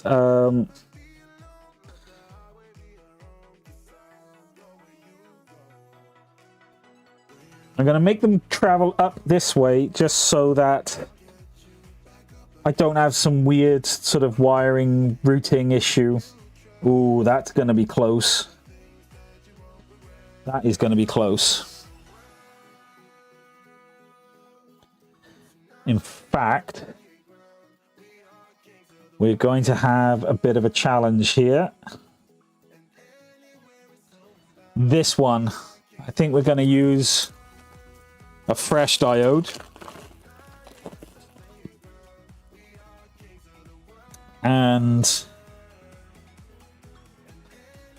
put a loop about halfway up the lead leg.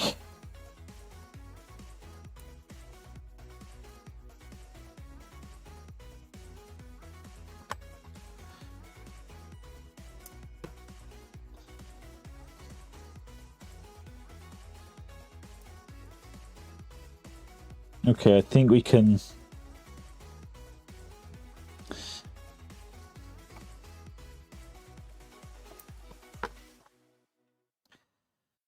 Got to be careful here because the routing between this last pair is a little bit of a... It's a little bit of a fudge, right? I don't want it to...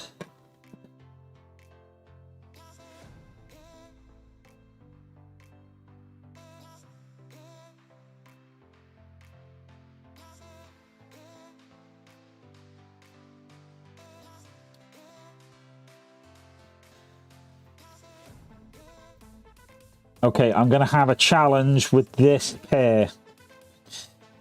So here's what I'm going to do. I'm going to put a loop in the other end. And we're going to use some enameled wire to join them.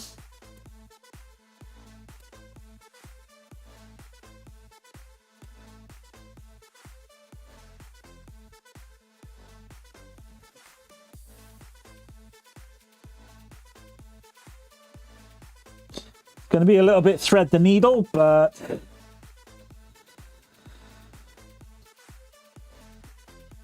I think it's the right choice.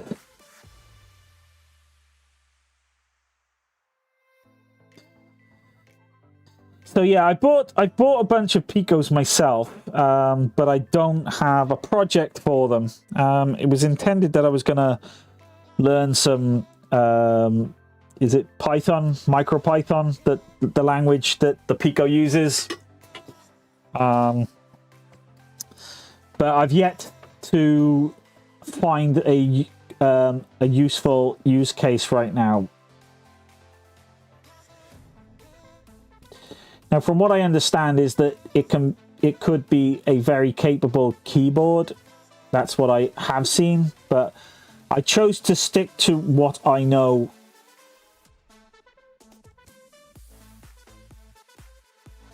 In this instance.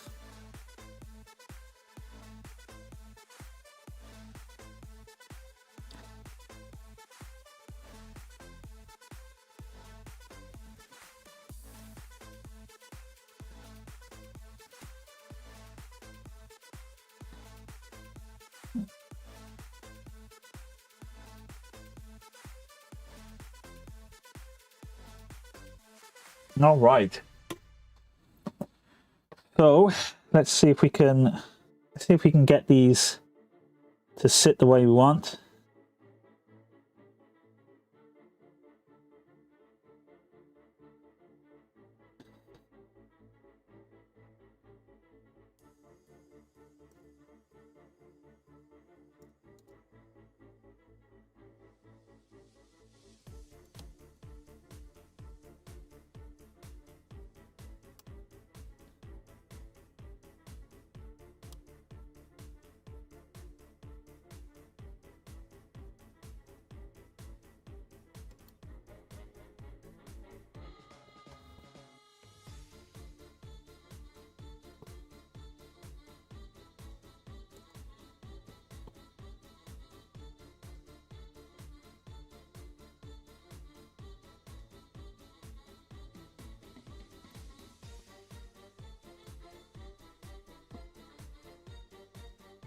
Okay.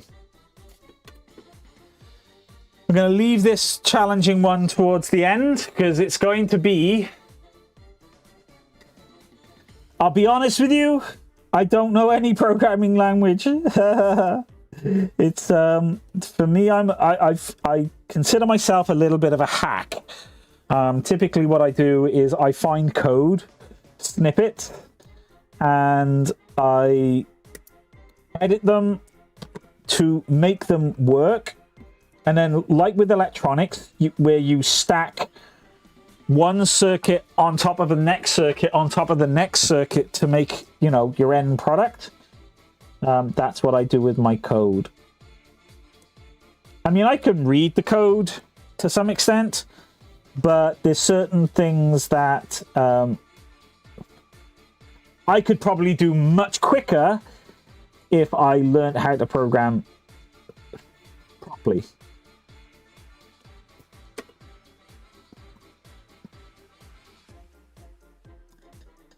You know, if a bona fide programmer took a look at my code, they probably would cry. Like, what the hell?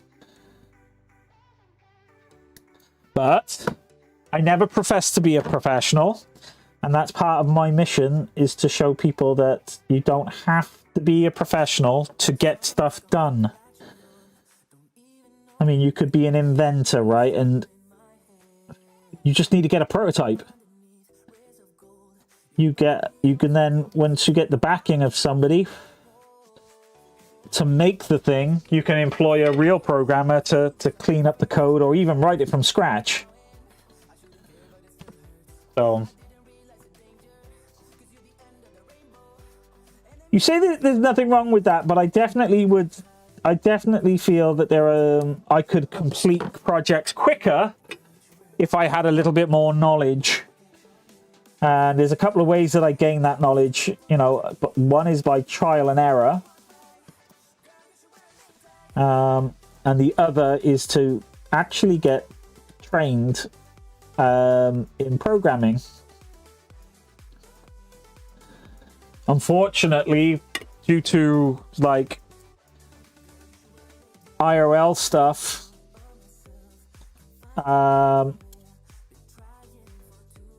I don't have the time or capacity to learn properly.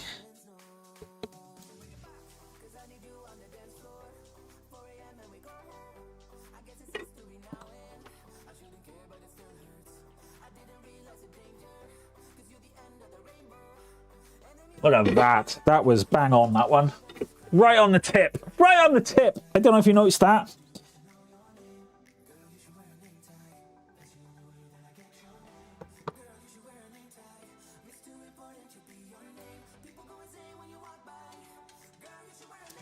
There was literally no slack in that whatsoever. It just managed to reach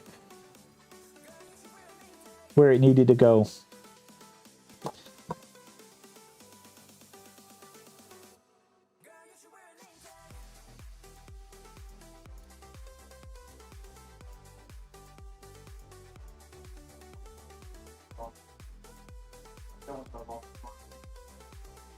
Cool. Okay, so now we got this end of a wire that needs to meet up with this bit here.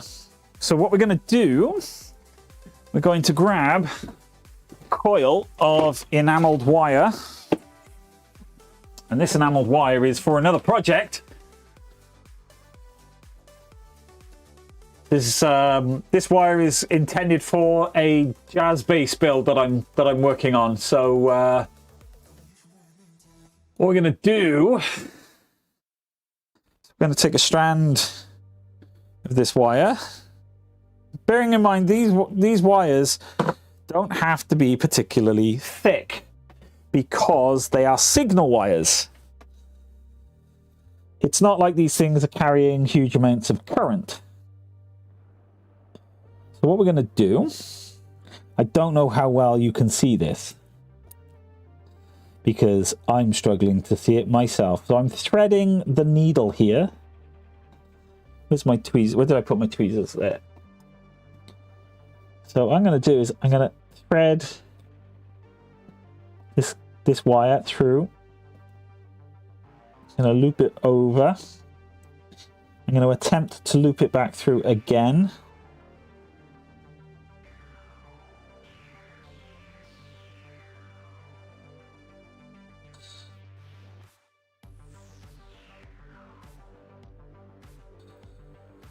Don't know if that is going to be successful.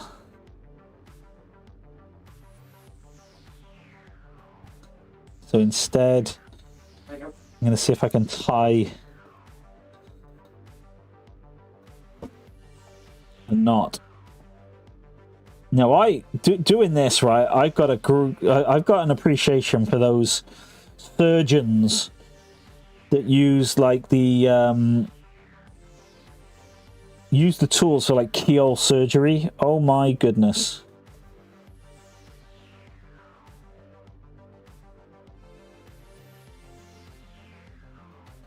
the dexterity and precision that those guys get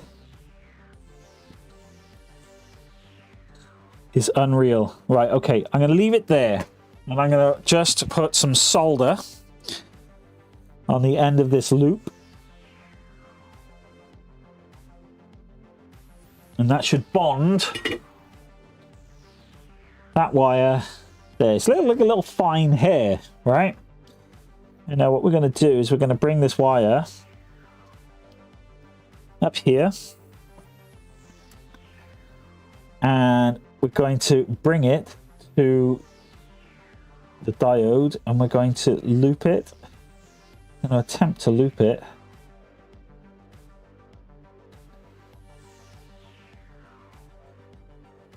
I hope this is coming out on stream, right? Because this is pretty finicky and very fine work right now. I want it to go over and under again. I'm going to try and use the looping nature of the wire to just get it to snag on itself. Okay, so now we're going to just dab a bit of solder on this end to close that loop. Like that. Now we're going to take this wire and we're going to snip it away. Like that. Now we've got to make sure that there's actually continuity between those two lines, right? So I turned on my multimeter and I'm putting it into continuity mode. Now I don't know whether or not this will come over on the microphone or not, but what I'm going to do is I'm going to touch this leg here and that leg here. Continuity mode is essentially the mode that beeps. So if these two things are connected, we'll hear a beep, or at least I will. And I do have a beep. So we have a continuous path. That is ultimately what we need. Pleased with that. All right, so now we've got to wire our columns. That's all the rows done. Time for the columns. Do we think we can do this?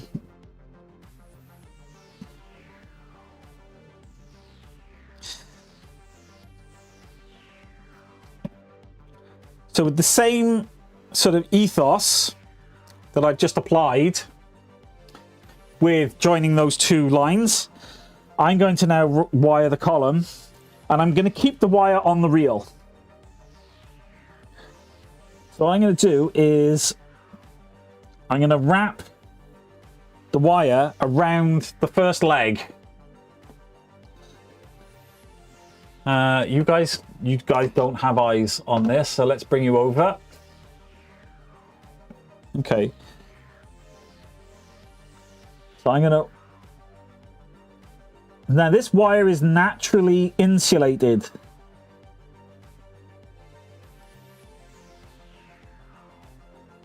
Okay, so I've just looped it onto there. And I'm going to now just solder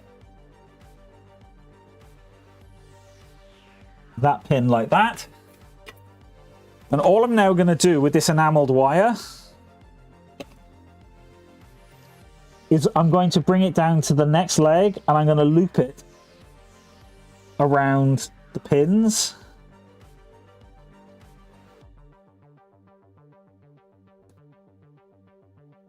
Like so. That's 1, 2, then the next one.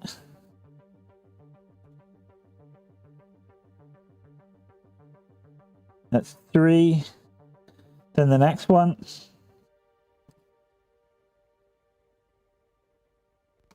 That's 4, and then the last one.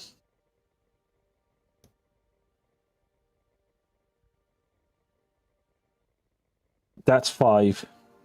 Okay, and I'm going to leave that on the reel. Okay. Okay.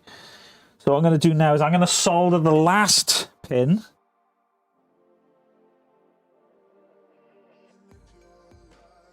Like that. Okay. I'm hoping this is coming out. Let me just see if I can zoom in on this so you can see a bit better.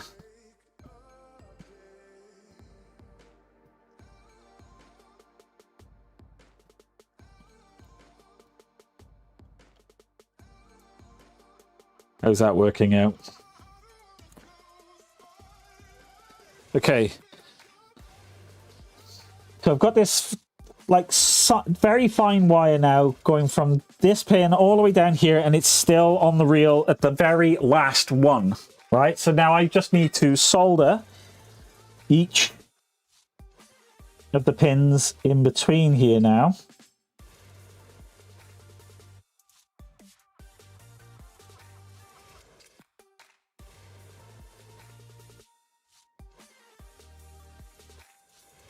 Now I have to test continuity to make sure that each of these pins are touching each other. So all I'm going to do, again, bring the multimeter out. And we're going to go into continuity mode, the mode that beeps. And then we're going to test each of the pins to make sure we get a beep. Let me put you on overhead view so at least you can see the meter. Like so. Okay, let's put the meter in view. Bare pin. Let's see. Let's go from here to here. Oh, let's mode the beeps. Yep. Yep. Yep. No. And this is why we test.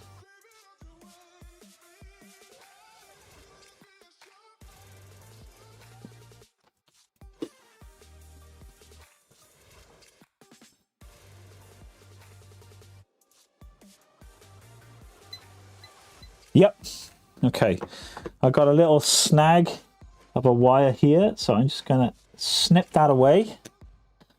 Make this as neat as I possibly can. There we go.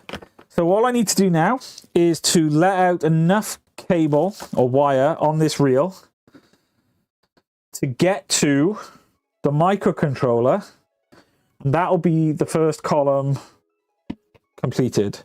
I'm more than happy to give this extra, so I'm going to give this more than it needs, and I will trim it to size after the fact. So that's now done. And now we move on to the next one.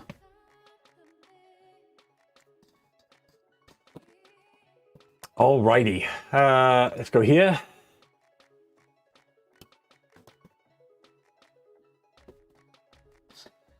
So same again. I'm going to wrap the wire around the first pin. And this is really awkward for me to do and not have my hands in the way. So apologies for the really poor. But hopefully you can see that wire around this pin. And all I got to do now is to sweat a bit of solder on here to hold that into place and make the electrical connection. And remember, this wire is magnet wire. It is insulated. And as we solder, we melt the enamel, exposing the copper core and making it conductive. So we can now run this wire across all of the other. It's going to touch these pins here, right? But it will not conduct because it is enameled wire and therefore is insulated.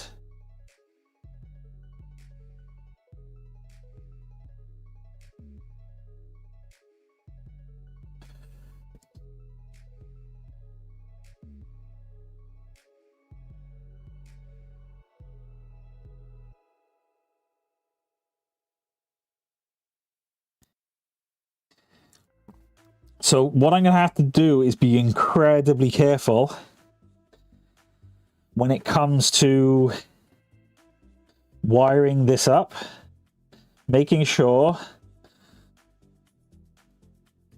that wiring this up to the microcontroller, making sure that I don't accidentally get this wrong. Okay, so that is the last one done. Now it's just time to solder up this last one to hold it in position.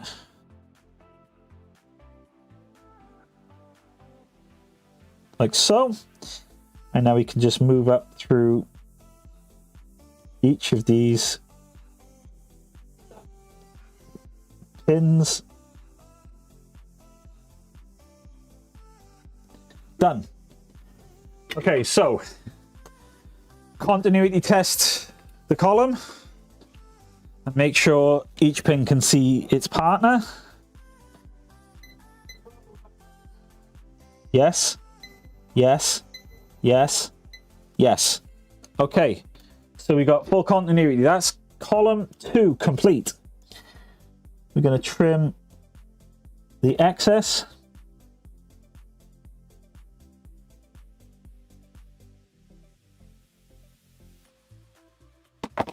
And then we're going to bring the reel over here. We're going to give this excess wire to get to the microcontroller. This is going to be so sketch. This is going to be so sketch to like wire up the microcontroller. I hope I can do this. I hope this was a smart idea. I guess if it wasn't, it's not going to be the end of the world to undo this. Okay. Column number 3.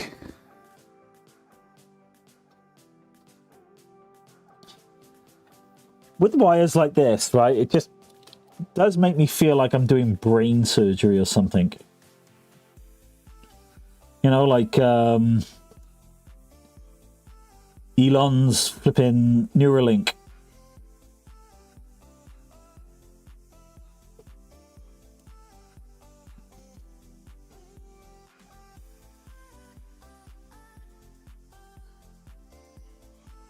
Okay, that's the first wire looped. Let us just sweat that on.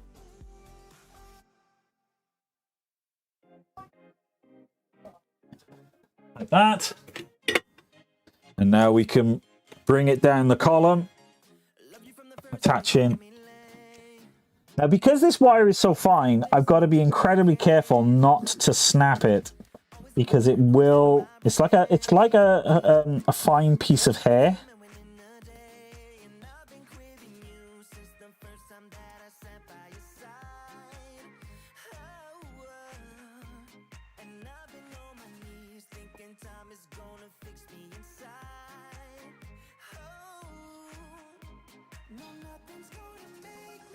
I so hope this was a good idea.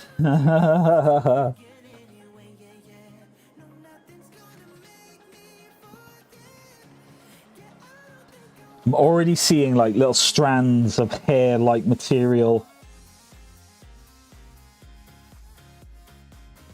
as we start to form this like spider's web of hand wiring.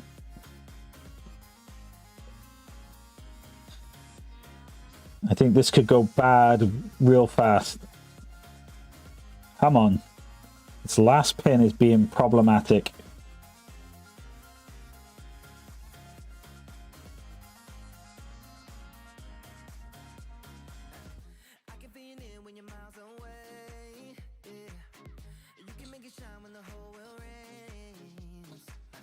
Okay, let's sweat that bottom one. Oh, you guys can't see that. Sorry.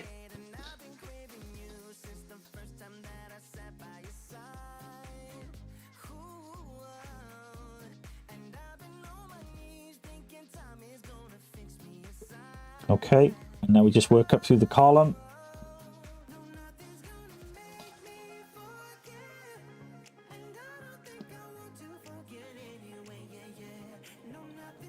Okay, You got the story. We're going to beep test to make sure we have connectivity up the column.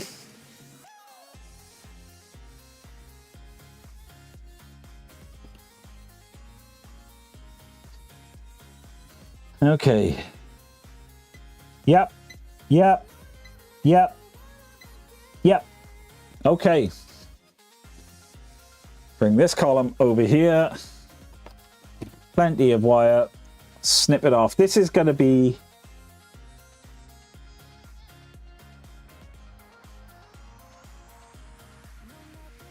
This is going to be very interesting to do the other element of wiring for this when we actually connect it to the microcontroller.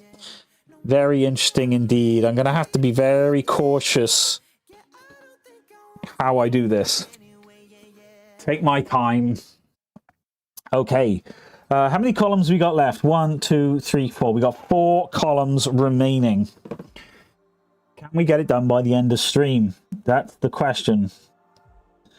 We got a little bit of... We got around 45 minutes of the stream remaining.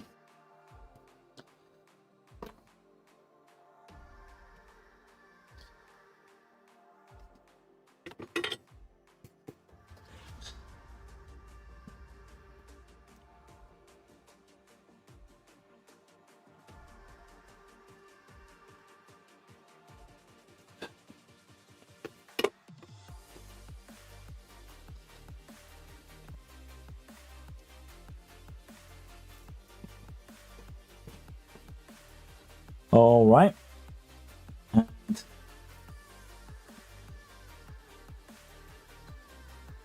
the next column in play.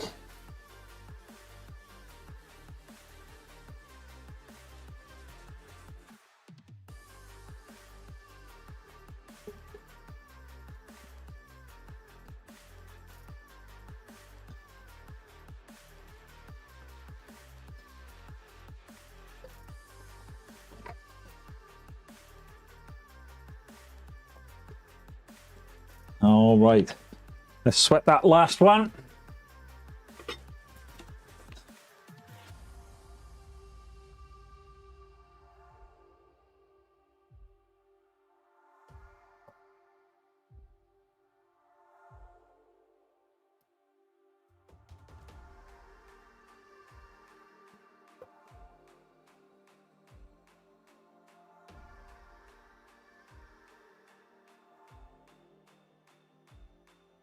So yeah, I've seen all sorts of ways people have wired these keyboards up.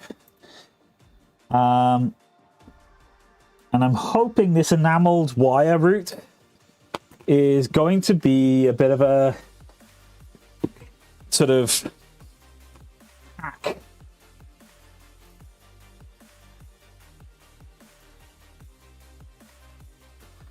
I'm banking on the fact that this is, you know, we're sending signals, not huge amounts of current. So I'm hoping the enameled wire is going to work. So I guess it's a little bit of an experiment. Okay, we're on the next column now.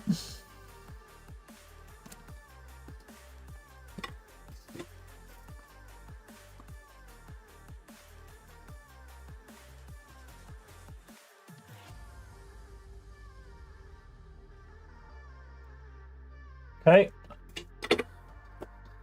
and let's run through.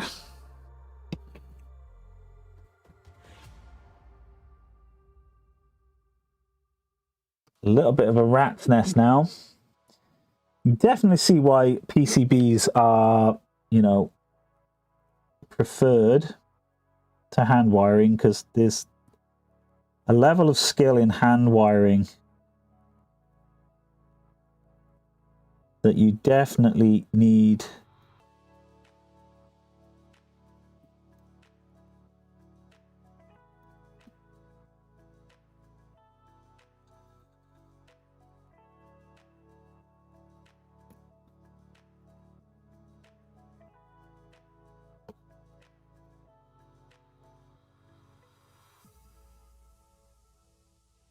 Oh, I tell you what we didn't do. We didn't beep test that last column. So I guess we better do that in a second. We'll just...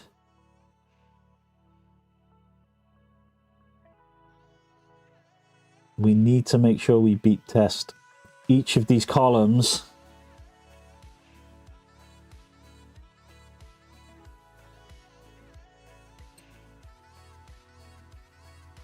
So we know that they work.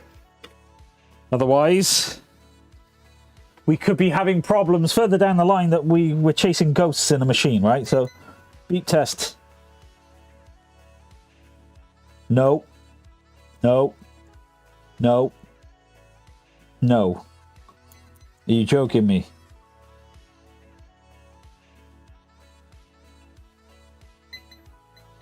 Okay, that last column, that last but one column, none of those are connected. So I need to... yes. No. Yes. Yes. Okay.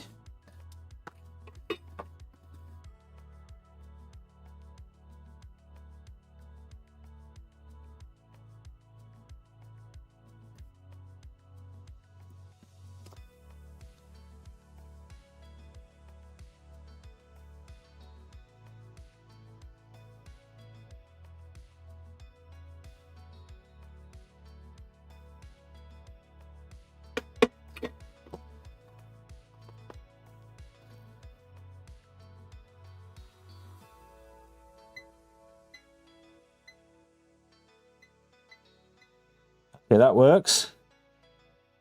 These don't. Okay, none of these work. Oh my gosh, I'm so glad that we beep test.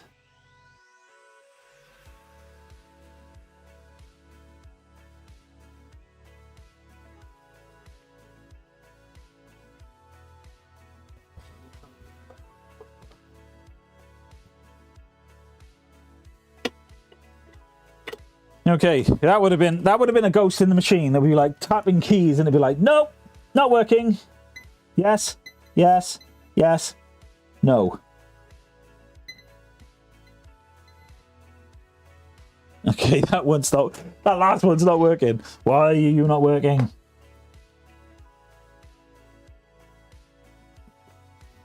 Why are you not working?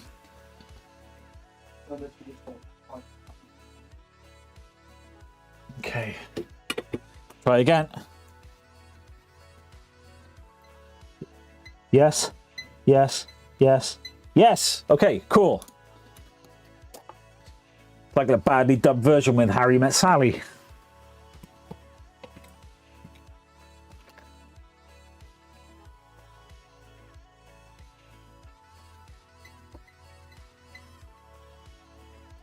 Okay, my meter's going to switch off in a second. Oh, yes. It is always worth testing before you go too far. Otherwise, you could end up in a whole world of I don't know what the hell is going on.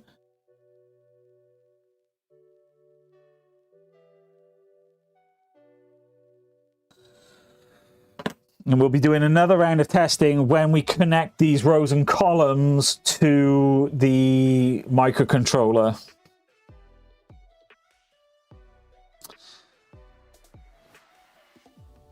Okay, penultimate column.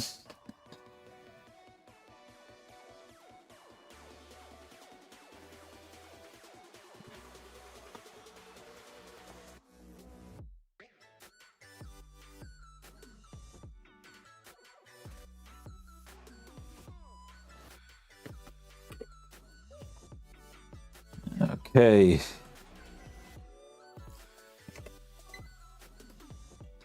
Okay, that's my meter shutting down.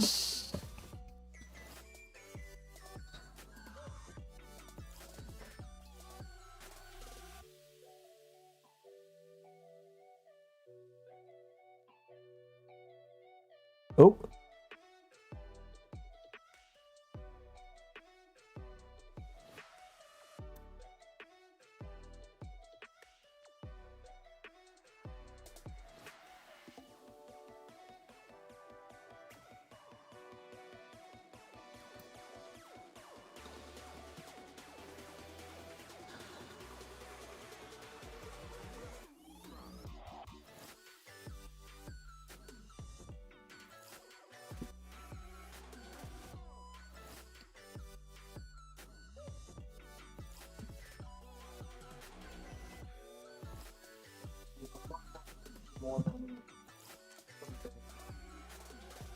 Okay, last one.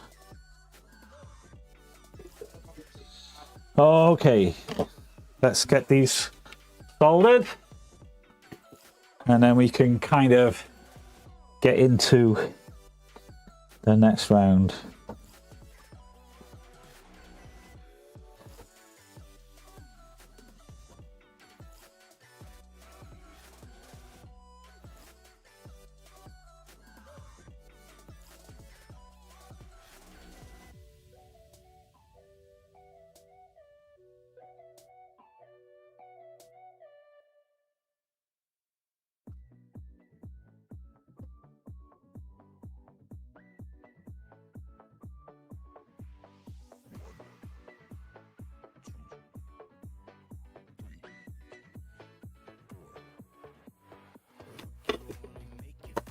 Okay, beep test.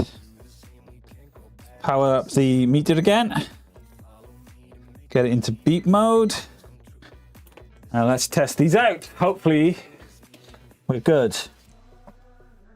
Yes, yes, yes, yes. Okay.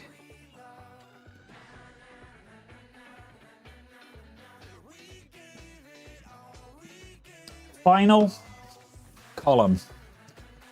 Final column.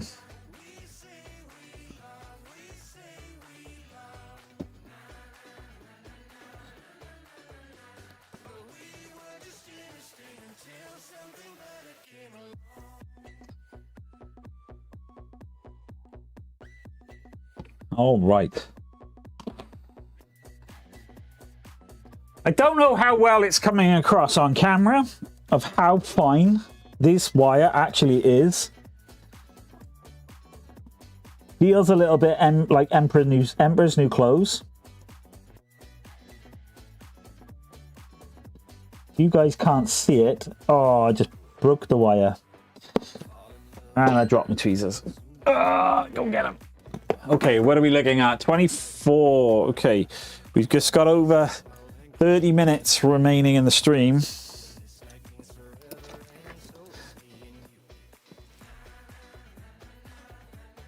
Hopefully, we can get this last column done.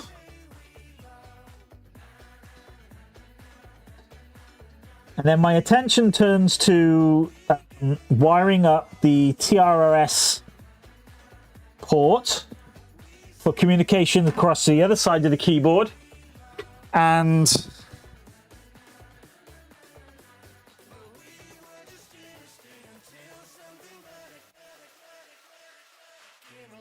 connecting the rows and columns to the microcontroller, which that's going to be quite the delicate process.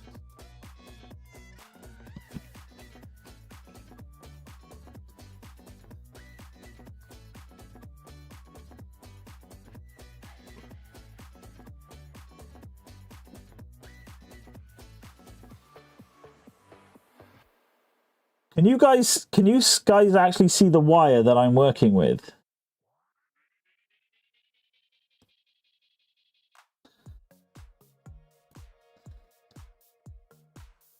I mean, it's really fine, like a human hair.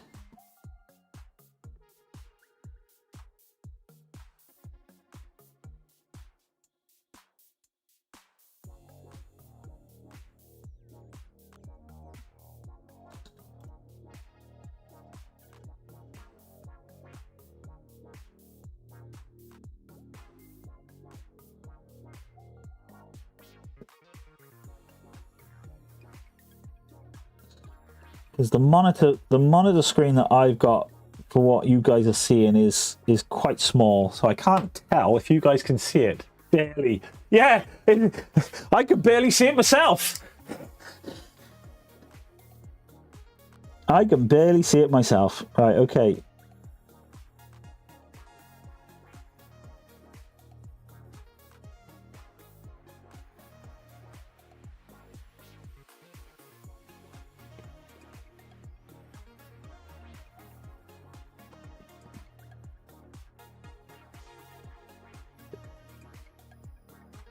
Okay.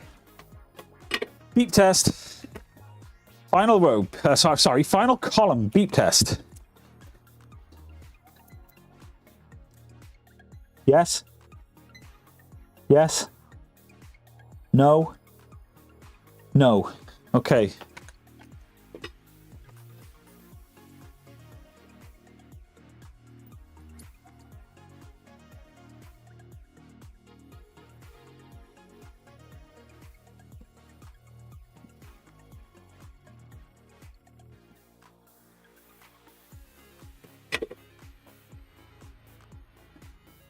Hey, Rhubarb! We are making a hand-wired Redux keyboard. Mechanical keyboard. Yes? Yes. Okay, all the wires are... all the columns are now connected. We are currently working on the left-hand keyboard. If you check the links out in the description, you will see a link to Thingiverse. And that link will take you to a page which shows you the keyboard, the exact keyboard that we are making.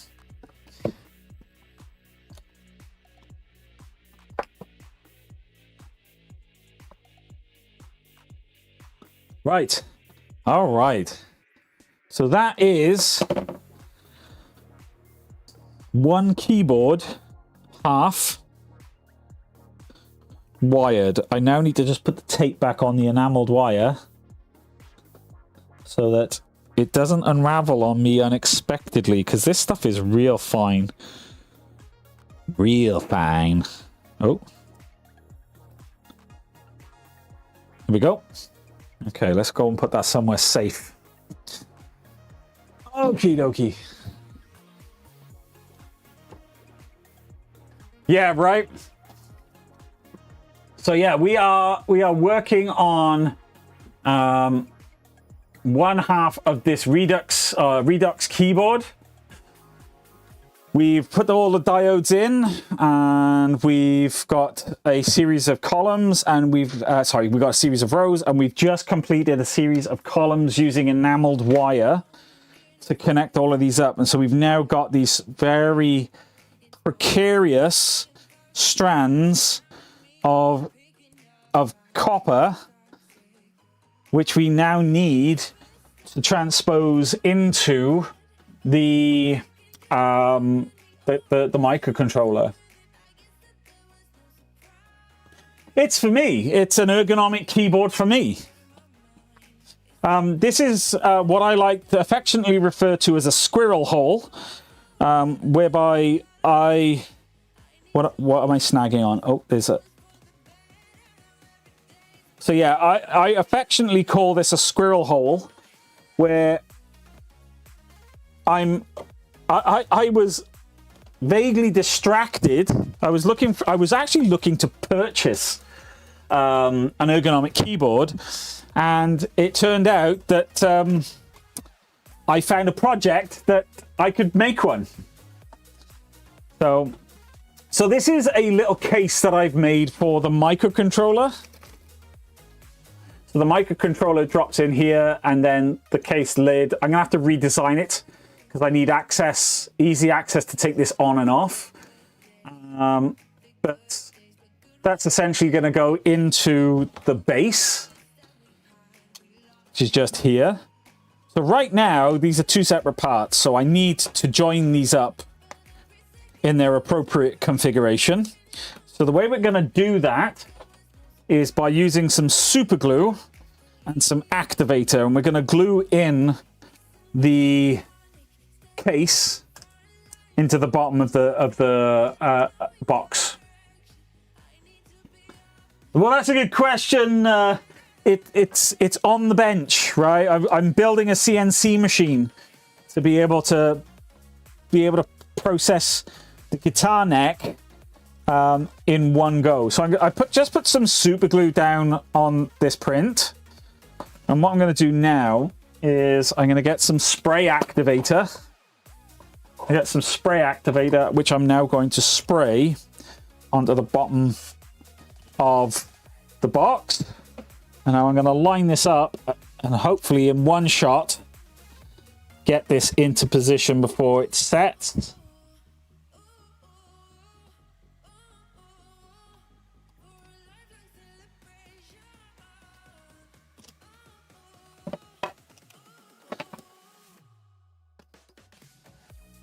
And that's it. It's in.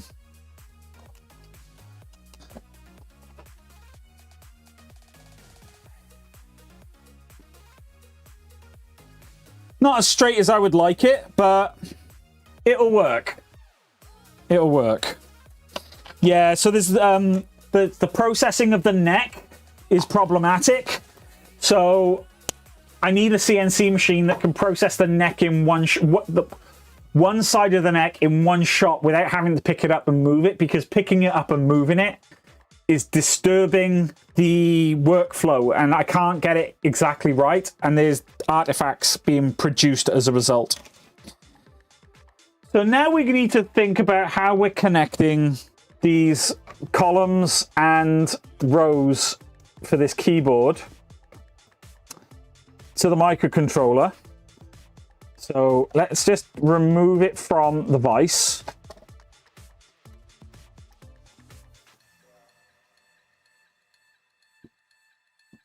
Now, it's been all of the videos that I've ever seen about building things into enclosures is you're supposed to do it so they're book halves, right? Like this, so that they can open.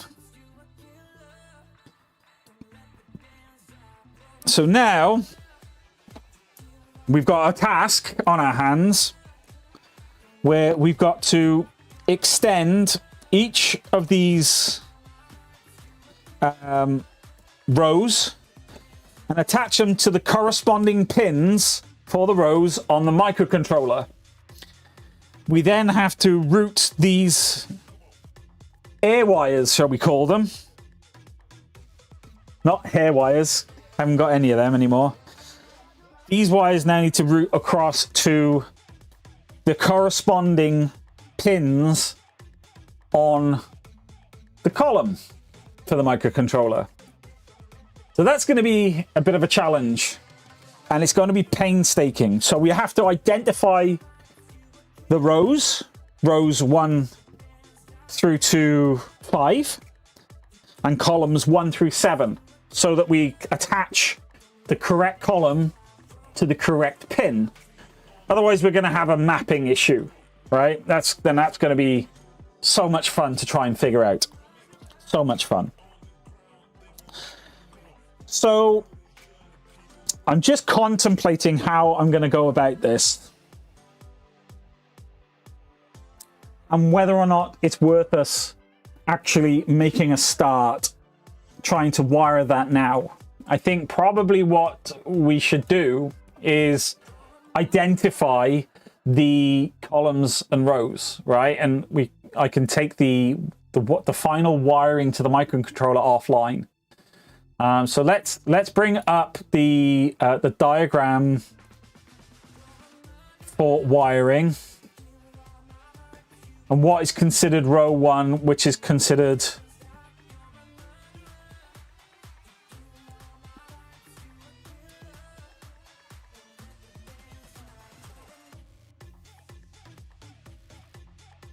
I had a panic moment there for a second. I was just looking at a wiring diagram and it was just like, uh-oh, I've done this wrong. I had heart palpitations for a second. It would have made it easier in the sense of identifying which row for which pin on the microcontroller. However, wiring the columns using the enameled wire has made it, and let me bring this up to the camera so you guys can get a real good view of it. But it means that they've crossed over, and I haven't had to strip the wires. I haven't had all of this sort of fun trying to get this, like, because stripping the wires to make the connections was going to be a real pain. So now I've got the pain of trying to figure these out, right? So I choose the lesser of what I consider the lesser of two evils, right? So I think what I'm going to do is I'm going to trim the diode wires so they're inside the case, and then I'm going to have flexible wire off each of the rows down to the microcontroller. I think that's going to be a good way to go. And obviously this enameled wire is flexible anyway, right? So I can just fish them out one by one and make sure that they don't cross over. You see, I've already detangled them, right? So what is row 1? What is column 1? And as soon as I know that, that's going to give me a good indication of where we're going with this after the fact. So let's have a look. The many ways hand wire PCB matrix, fundamentals, la la la la la la la, blah blah blah blah blah.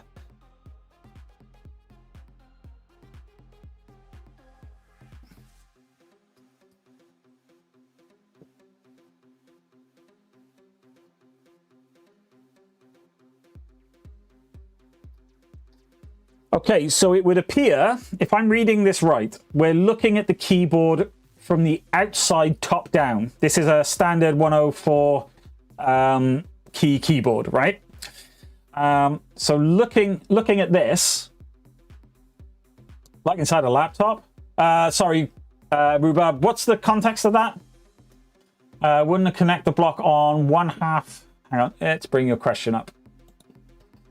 So wouldn't a connector block on one half of the flat ribbon cable use a hinge? Yeah, I could have done, but I haven't got any flat ribbon cable. So I'm using materials that I have on hand. The only thing that I had to buy in was the microcontrollers, of which I needed 2. So, but everything else, it's kind of like I have on hand. But I take the point. Right? Would I do this? Would I do it this way next time I make a keyboard? Because this is a one and done, right? If this fails, it's failed. I'm not gonna stress about it because they're recycled keys. They're DIY keycaps. So I'm not really gonna cry about it if it doesn't work, because this is all about learning. So in the context of the keyboard layout, we're looking from the top down, and it would appear that row 0 and column 0 is on the far left. So it's this. This would be the far left, right? Looking down at it the right way. If I flip that over, that now becomes column 1, row 1 across the top, I think. But we need to figure out to make sure that that's correct for the Redox keyboard, right? I've got to make sure that that is the case for the Redox. So let's have a look. Have they got the Pro Micro? Okay, and if I look at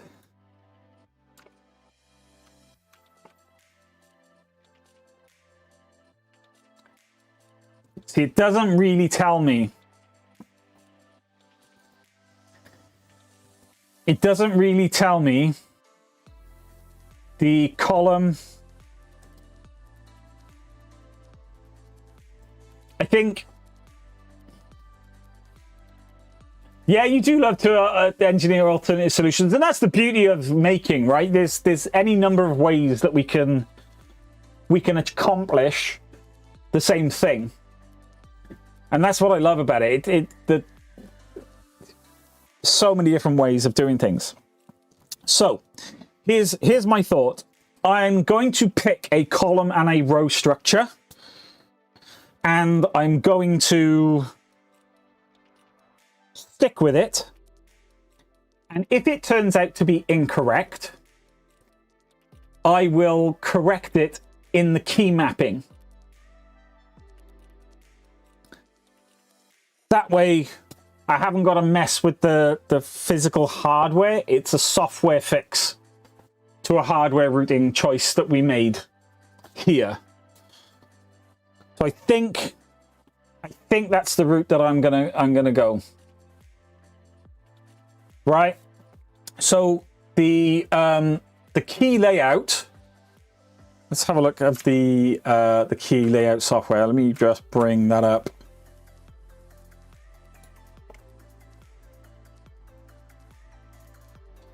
There is a link to the firmware, and there's a configurator. Right, let me search for this.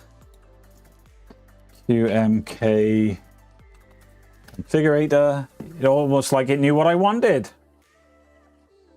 Okay, so this is one of the things that we're going to have to get into once this keyboard has been wired and is good to go. So the things still to do. I've got to route the columns and rows to the microcontroller. I've got to port serial clock, serial data, 5 volts and ground to the TRRS connector. And I've also got to get 5 volts, ground, and data to the WS2812 LEDs that we're going to be using to backlight the keyboard.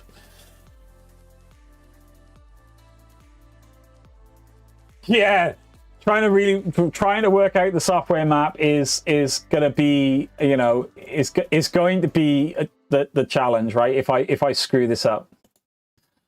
Okay, so here's the configurator. So the first thing that we got to do is choose the keyboard that we're working on. So if I just drop this down and scroll down, there's a lot of different custom keyboards in here.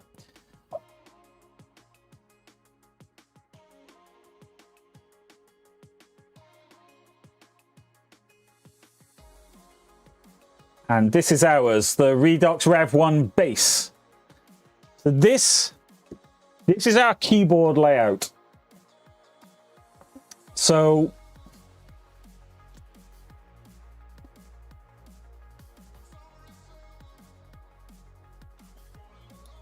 what this will enable us to do is to like configure, you know, we can have up to 15 layers on this keyboard, which is bonkers, right?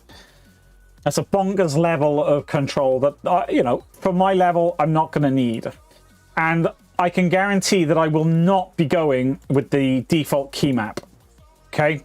So what you can actually do is you can remove keys. So I can click on this X here, and this key has now become non-applicable.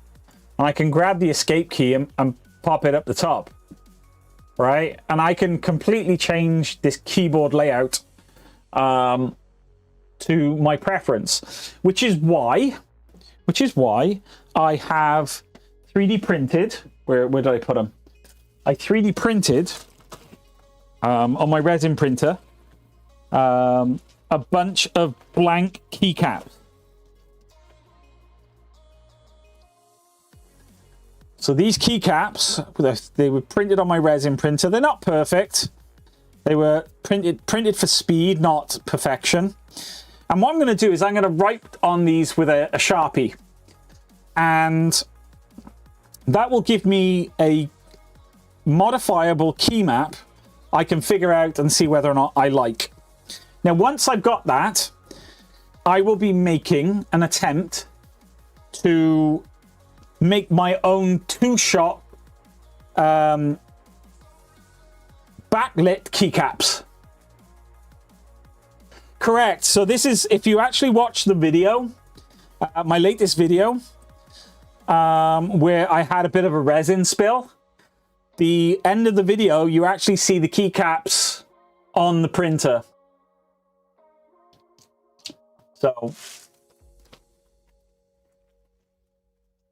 So there's 1.25 and 1.5U keycaps. So I think what I'm going to be doing now is I'll take this offline to finish up the wiring, wire it to the microcontroller, get the jack wired, and get the LEDs potentially wired. Yeah, I'll probably get those working. So right, I think that's where I'm going to call it for tonight's stream. So you do it, silent mode, and Rhubarb, thank you so much for hanging out and chatting. Appreciate you. And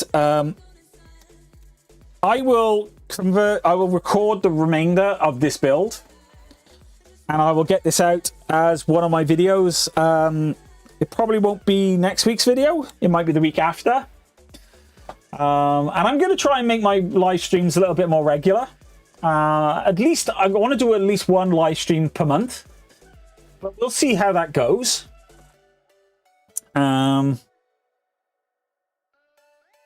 Before we wrap up, do you guys have any questions for me? Oh, Happy New Year, Rhubarb. Do any of you have any questions before we wrap up? Do a quick Q&A session.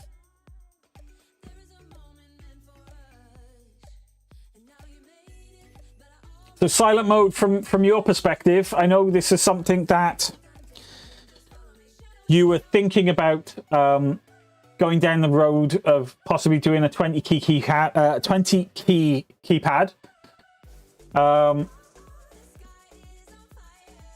What do you think of this process? Do you think the way that I've done it would work for you?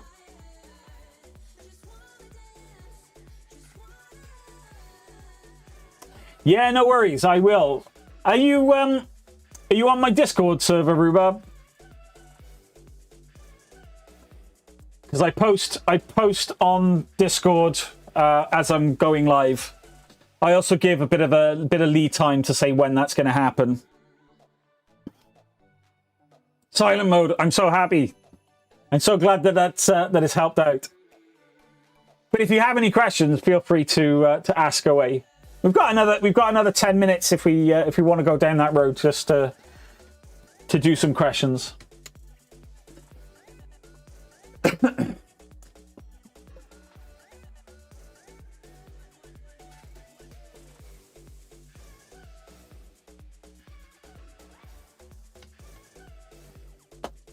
I have seen some really cool keyboards that have also got like a trackball based, built into them.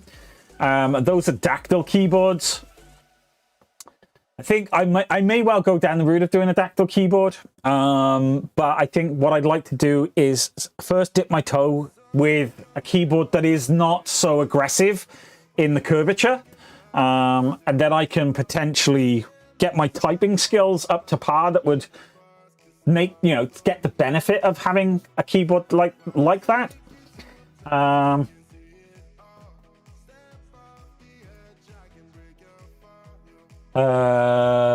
So you can, with that controller, have one key that would do Control-Alt-Delete and a single key press. Yes, so that would be in the key map. You've got modifier keys. So if I go in here, let's have a look. I think it's this one. So you can have Control-Alt, right control. So left control, left control alt. There you go. So I can pick that up, put that there. So I've got the left control on this key here. And now I can come to my keyboard and pick up delete and stick that in the center like that.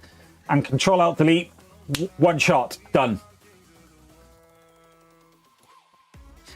You had the idea of putting a project for the next month to vote. This would be, oh, great. Great to hear it.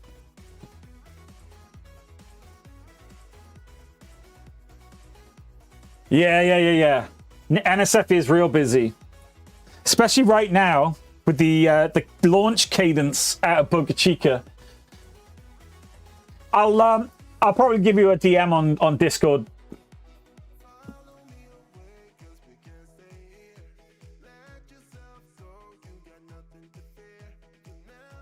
Awesome. Right then, guys, we're going to call it here. And keep your eyes peeled for this turning up in a project video. I've committed to that now, so I've got to get this finished. It would be such a shame not to get this far and not complete the work. So that I don't disagree with. That I don't disagree with. Heard that. Right then, guys, until next time, have fun, be safe, and make something cool. Bye for now.